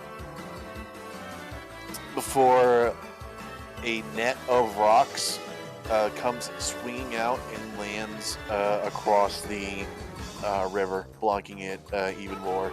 Before he goes, ha ha ha ha, and then he runs away. How far away is he from me now? Let's see, 45 feet. All right, I can make this work. Yeah, he's about that far. He couldn't get much further than that. Realize I go first, Max. Oh, I know, but like, if you want to do something to him, go for it. I'm just making sure that I can do something if it comes to my turn. Man, these Koopas are fast. Well, he did use a dash. He used He to did. disengage. And a dash. That was his bonus action. Stupid rogues. Actually, that's not what he did, but fair enough. It's just funny because it's me saying it. Yep, it is funny. Lizzie gets another read. It's almost free. But now there's rocks. Mia's turn. Alright. Well, Mia is just gonna grab her alchemist supplies. Ice. Take one of the vials, seem to aim it right at him, and then hawk it as she casts Ray of Sickness. Which, unfortunately, 15 I don't think hits him. Unfortunately, it does not. As you see it splash on the ground right behind him as he's trying to run. I'm gonna give Dan my inspiration for that. I'll Wait, allow did this. Hold on, did I have inspiration before? You haven't earned one this session, but Oh, as to no. whether you had one previously, I meant don't know. Bardic inspiration. Oh, no, I'm just yeah, giving- you've. Okay. Wait. I think you. Yeah, I gave you Bardic Inspiration and you haven't used it yet. Yeah, well, you gave me two. One I used immediately, and then another you gave before you used silvery barbs. Yeah, and you haven't used that one yet, so you... Alright. If this guy's... Yes, do it. Alright. Alright, then now hits. Alright, now, Ray of Sickness does No. 9 damage to him, and he has to roll con save to not be poisoned. Alright, so instead of it landing behind him, instead it splashes all across his shell and he goes, ah, what is this? As you see him like trip over himself, do a undignified flip that is certainly not cool, and land upside down and you're like, it's in my nose. What is it? You could say he did a sick flip. Exactly. You already have an inspiration. And I give it to Dan. Yeah, Dan's doing fine without it. Well, I was doing... Only reason that hit was because I had Bardic inspiration. You're welcome. Exactly. So as he coughs a bit more, you hear from go as he passes out. No, he passes on. This is Paper And, Mario. People don't die from combat. Haley's like... Haley's like, alright, high five! High fives Mia, turns to Bombshell. How do you do this without hands? She like presents the crossguard of her rapier to high five. There we go. That works. Well, that Oh. was Wow, that was. Gee, when you beat us, no wonder you beat us. You can beat them that easy. Magic Goomba says as he finally gets the rudder unstuck, and then looks at the rocks that are keeping him from moving anyway. He mucked up the river. That's gonna be annoying. I could probably One do day. something about those rocks up ahead if somebody else could do something about the rocks here right in front of us. I can Well, certainly try and move the rocks. Well, here, maybe I can. Let me see. As you Oh. see him. Oh yeah, wave your his magic. wave his staff as he points it dramatically towards the rock. He says, "Move." And you're like, I don't think that's a spell. And then suddenly the rock starts rolling. As it rolls to the left, it slowly pushes the other one and itself out of the river. Oh, nice! Ooh, I told you I'm getting better at this. I like this guy. There you go. Now we have marker rocks. I kind of think I probably should have done that during the fight, and we could have just kept going. Woulda, coulda, shoulda. Yeah. Also, I'm gonna loot the Koopa Scoopas. Well, unfortunately, you shredded their scupas. So... Yeah, what else do they have? And I think I actually forgot to do loot for this. So, it's been a while. I was out of practice. Actually, the rocks keep us from going anywhere. Let's take the time and loot all of them. Yeah, one second. Dibs on the bosses. Anyway, You guys called tell dibs me- on the scubas. You can't take that back. I will take the red ones. All right, fine. Which Guys means I tell get me- bosses. Okay. Why don't you guys tell me about how you move the rots when I get my loot thing up? Oh, I was gonna cast Shatter. That's fair enough. I was gonna like. I also have. Oh, I can also explode, except that does fire damage. it's still an explosion. I think it's safe to say that can help. Yeah, game mechanics no, but logic yes. I think between your explosion and me casting Shatter, I think we could clear it. At least clear enough rocks to like get through, because Shatter is a 10-foot radius. How much space does exploding take? Also a 10-foot radius. Yeah, I think we could easily get rid of everything except maybe like this one here on the side. So yeah. Which do if you radii that's small enough, then Mia can just catapult it away. Yeah, and even then, like it's not even really in the way anyway. Yeah, this one here is absolutely not in the way. So yeah, we can easily get rid of these with Shatter and Explosion. Well, actually, I have to look at how much. Quick draw. the other person. Catapult is I think 5 or 10 pounds. The rock's definitely more than that. That's Yeah. 5 pounds per spell level. Yeah, so it would only have to be up to 10 pounds if I wanted to get rid of it. But again, we don't need to get rid of that one because it's not in the way. So you've got yeah, between us, we easily can get rid of the rocks with your explosion and my Shatter. Take the spell slot. Alright.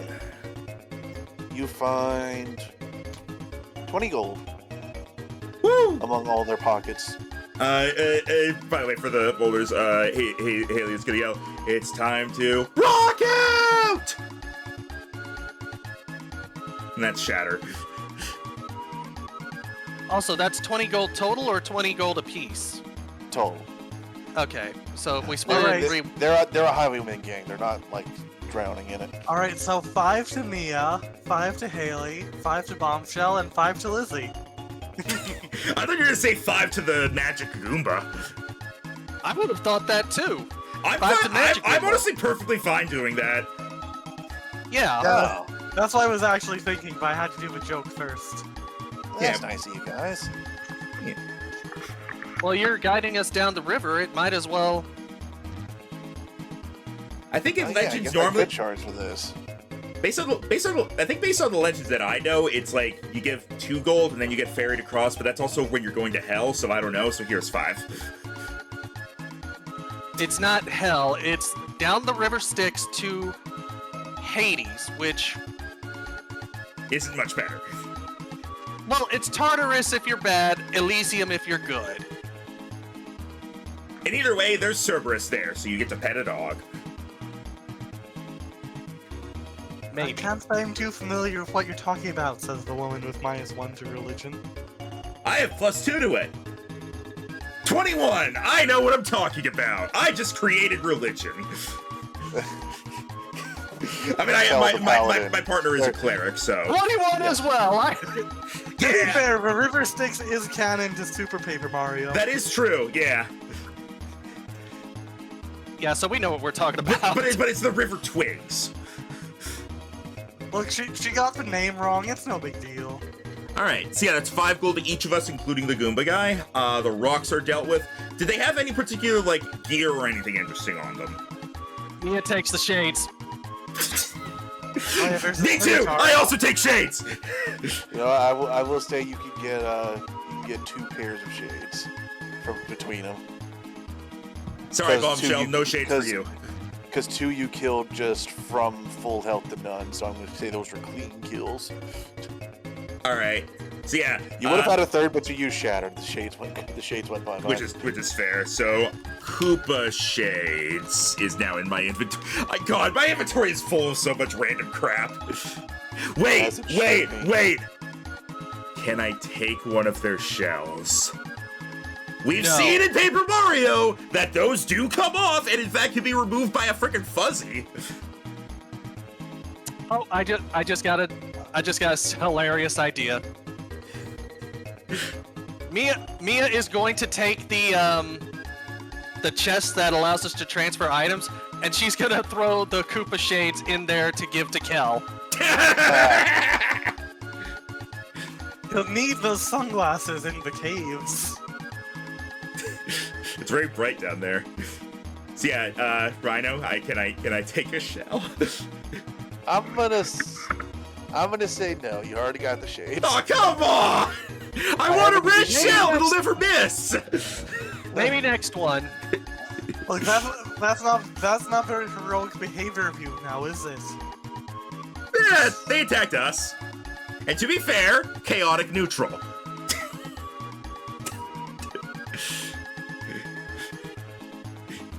I'm not here to be a hero. I'm just here to do the things I want. And it just so happens that right now what I want is tied to being a hero.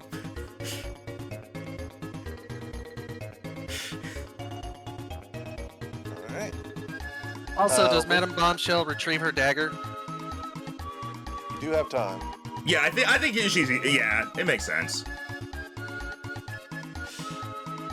While you guys are doing that, Magic Goomba, in honor of Lizzie helping out, has made her a little tail guard out of reeds. So it's almost like a little half bamboo thing over her tail. I wonder how many accessories Lizzie is gonna have by the end of this. She's just gonna be fully armored. So, you finally arrived. What are you wearing? This is my ass-kicking outfit, bitch! Kinda that energy. He was like, I would have made a hat, but I don't know how to do that with reeds. Lizzie munches on reeds, wearing a hat of reeds. Life is good. Salad. Salad. Ow. Hey, those are my toes. Alright, next time we beat a Koopa, I'm taking its shell, and I'm wearing its shell, and I will be a Koopa flower. Alright. Well, Amazing Daisy, Koopa Troopa, they both rhyme. So, with the rods gone, do you guys proceed to get moving some more? Yeah, once we've gotten the stuff. Alright, so being on the river like this actually cuts essentially your journey in half. So you only have about a day and a half more to travel instead of the 3 or 4 it would have been. Nice. That is nice. To pass the time, Magic Goomba talked about magic and boats more. Anyone who wants to, give me an intelligence check to see if you pick up some tips. Just straight intel? Soft 20. What would you think it would be otherwise, Dan? If you think a skill would be involved?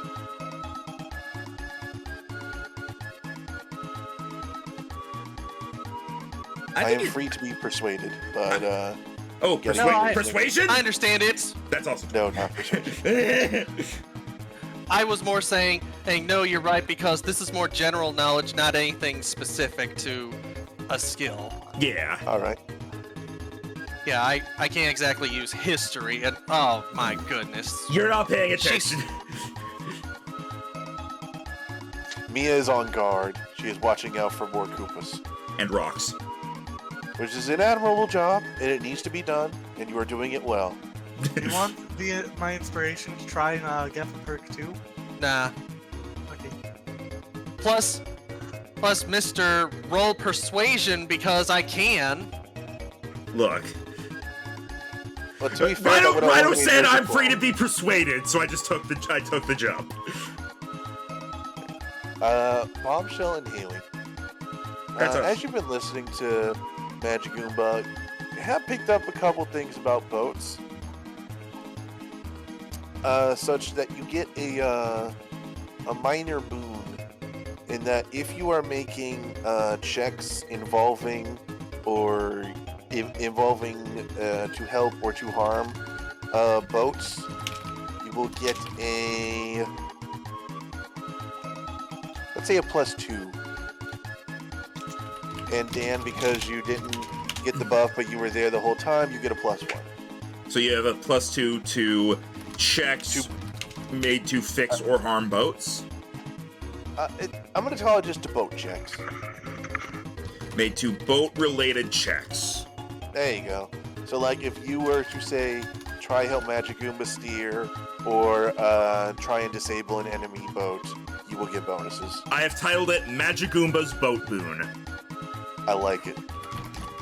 Source type, Magigoomba not lecture, seminar?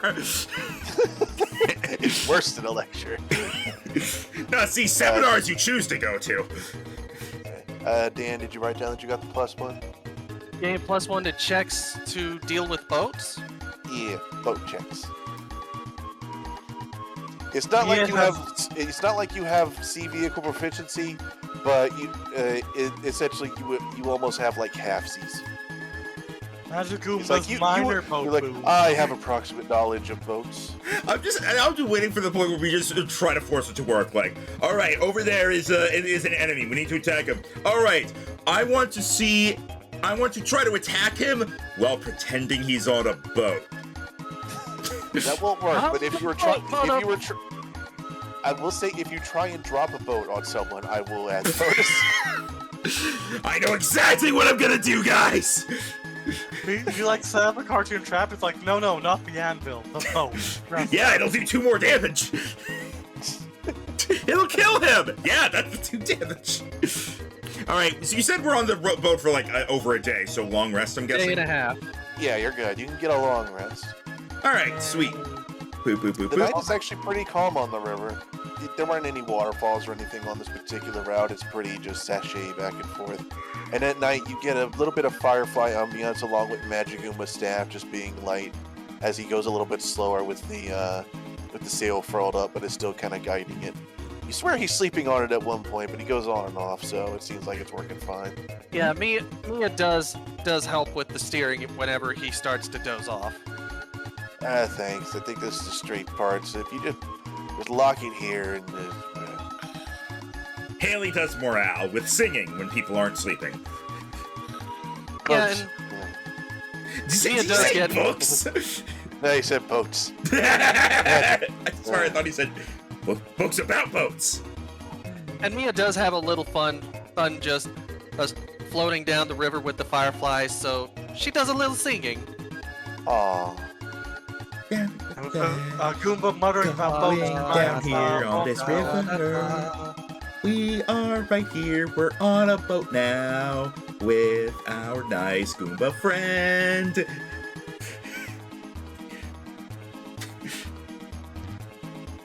Nice. Also, He did figure out something to do with the reeds, by the way. He made a little hammock for Lizzie, because she's about the width of one. so wow, now that I realize the spell's actually a lot more limited than I thought, can I switch antagonize for something else? I missed the part that they had to be with it. Well, I misinterpreted it because it doesn't specifically say they have to be within 5 feet of each other, so. Alright, since it's new, but as a bard, you're able to switch those out normally on a level up, so if this happens again, you're gonna have to wait. I know. It was literally just, it was new, and also, like, the way it was worded. It never actually explicitly says they have to be within 5 feet. It's like partway down, they're like, oh, also. So, thank you. I'll just grab slow. I was thinking of getting that anyway. Alright. Without too much further ado, you all find yourselves back in Entangle Town. Woo!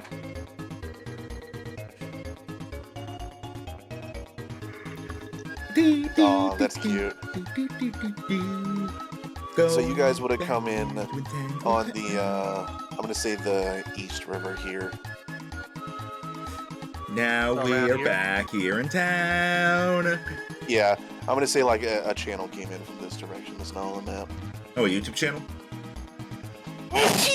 Gives them dice. Yeah. Can we get it to 1,000 subscribers? Ha ha ha.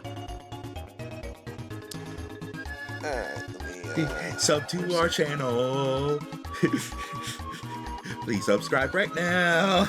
Smash that like button and comment.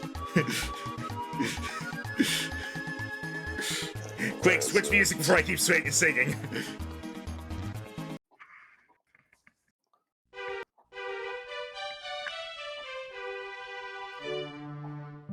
Subscribe.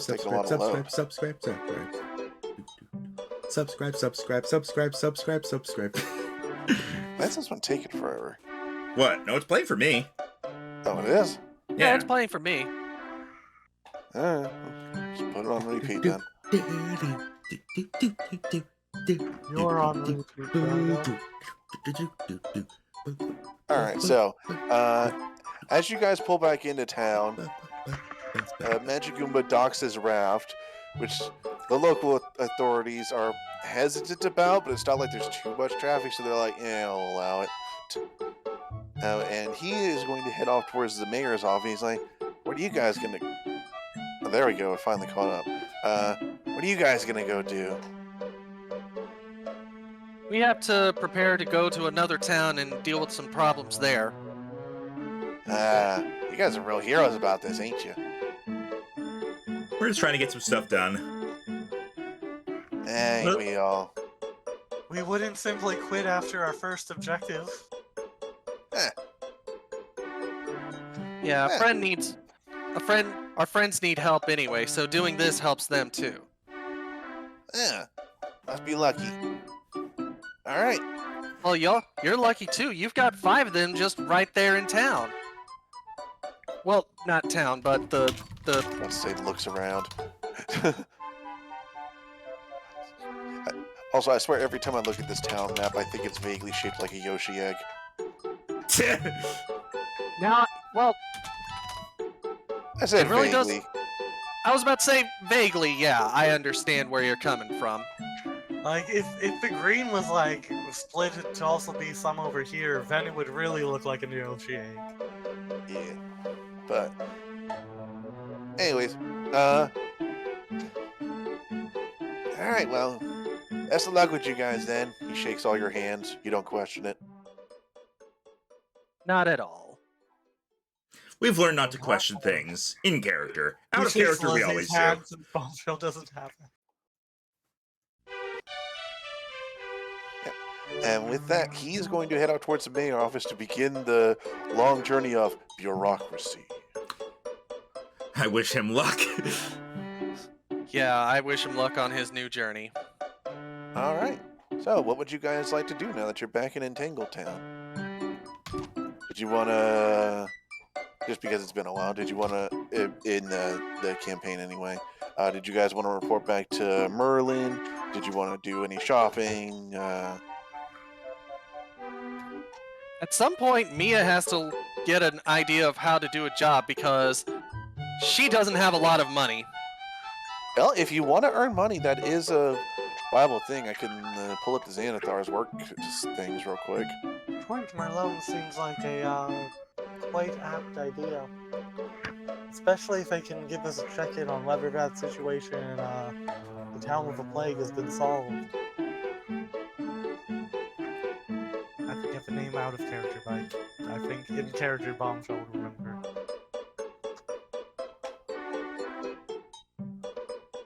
Alright, sorry, one more time on it.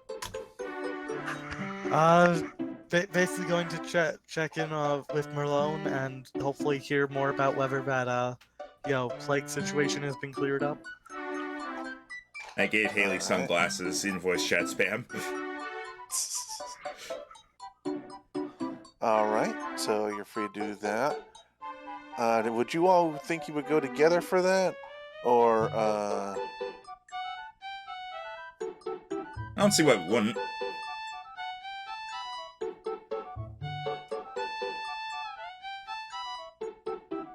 Okay. Yeah, I can look up this wages thing between sessions. Okay, in that case, where's my Merlin music? I know there's like a version of it.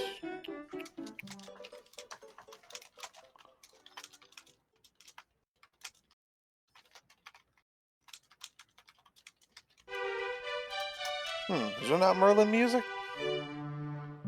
I don't think Merlin gets his own music. Here. It starts like playing. It's like doom, doom, doom, doom, doom. Hang on, I think I have something. Thank you, Max.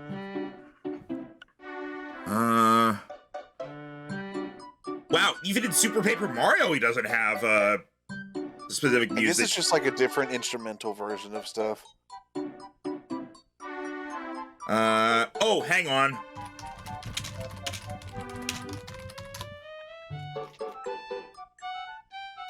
Here, it is not exactly Merlin, but it's probably the closest we can really get to that sort of feel. That'll do.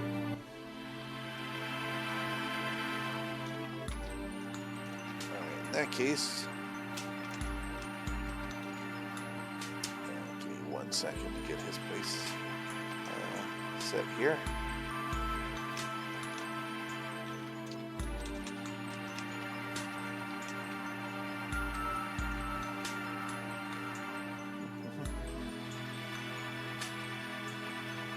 Stop right here.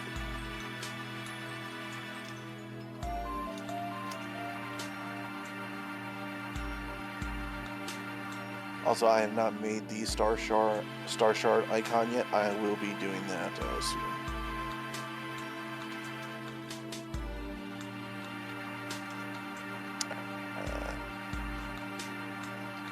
There you go. Oh my god, Merlin's huge! We're so tiny down there. Have you seen my orb? The orb. Alright. So, as you guys go to visit Malone, pull the secret book that you need to do in order to access the area under his archivist desk in order to go into his wizard lair, you see him down there in his robes in contemplative thought. Or napping. One of the two.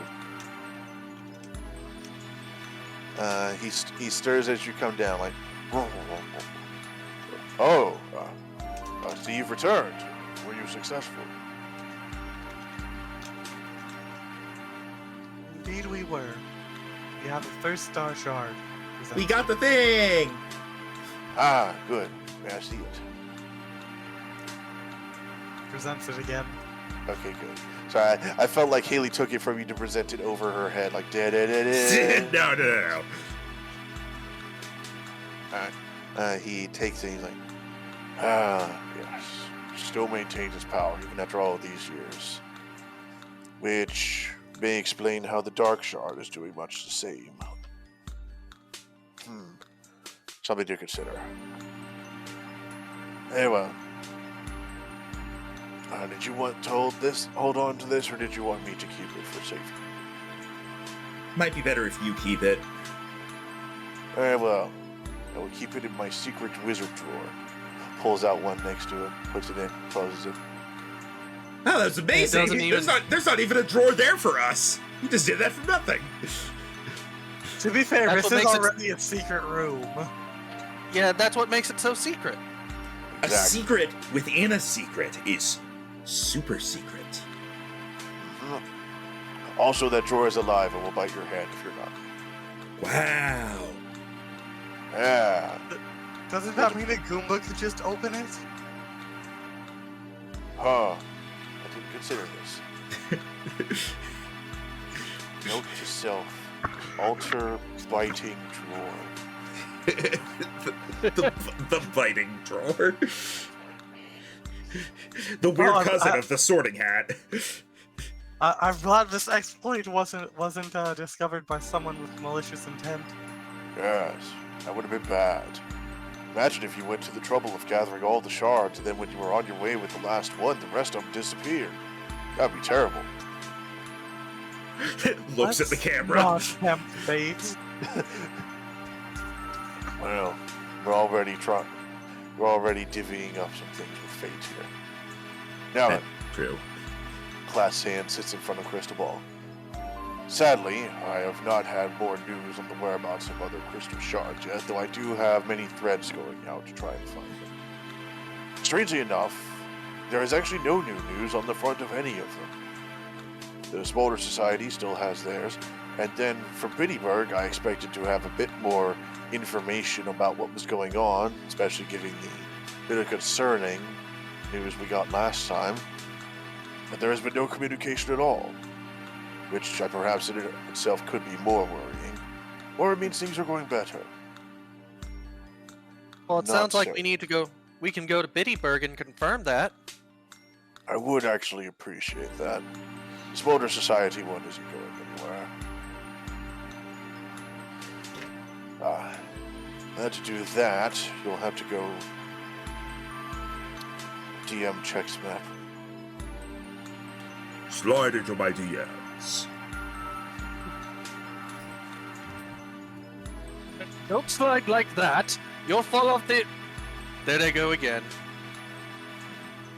Now, Bittyburg is a bit of the opposite direction. So you'll want to head east through the Spirit Song area of town. A little bit more of a trek, and the land is not as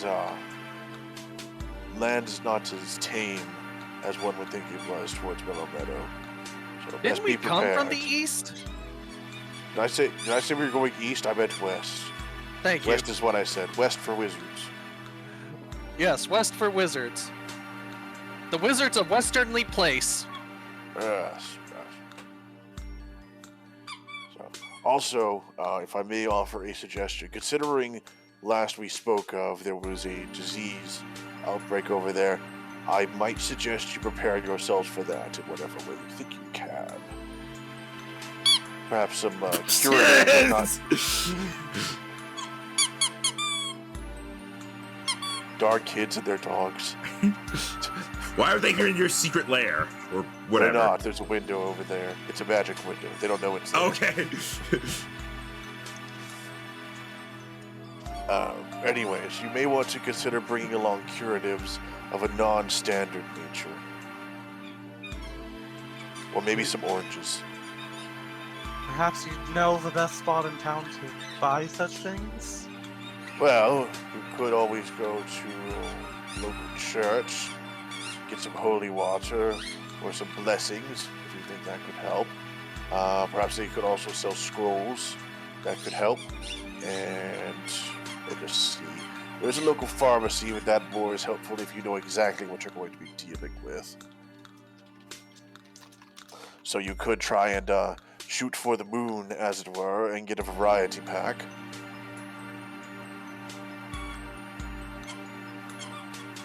I'm glad two of you remember your souvenir holy water.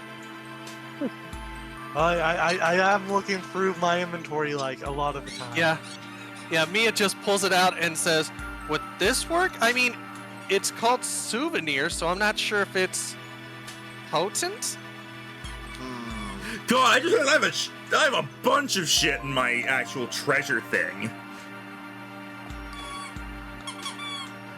Nice. He actually looked at the holy water and was like, well, let me check here. It's actually fairly simple.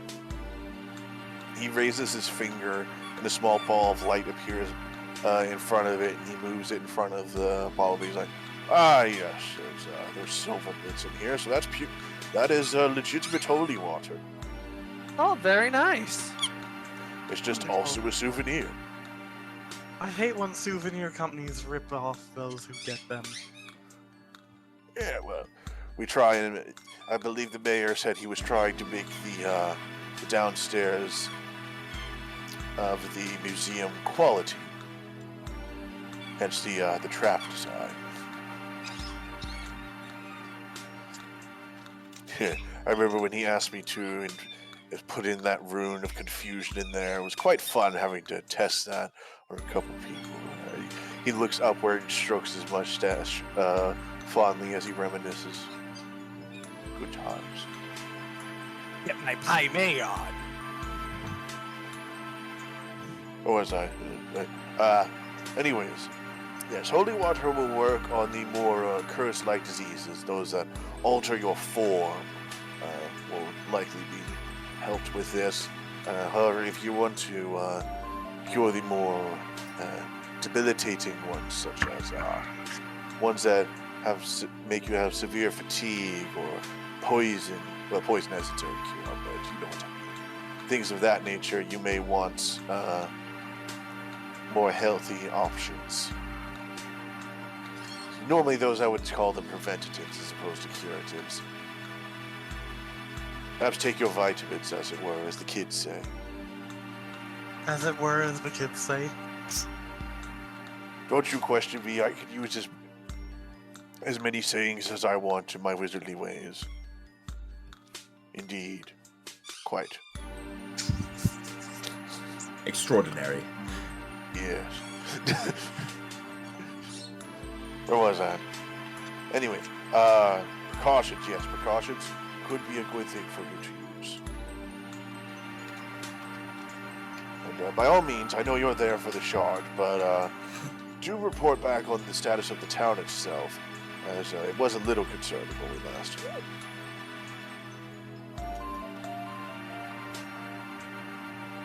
I guess we should head out right away then. Oh, it's all right if you think so. I mean, I'm certainly not going to complain about you getting a move on. After all, we don't know how fast the Dark Shard is proceeding its own plans as time goes on, so up to you. Good on you having a sense of urgency. Yes.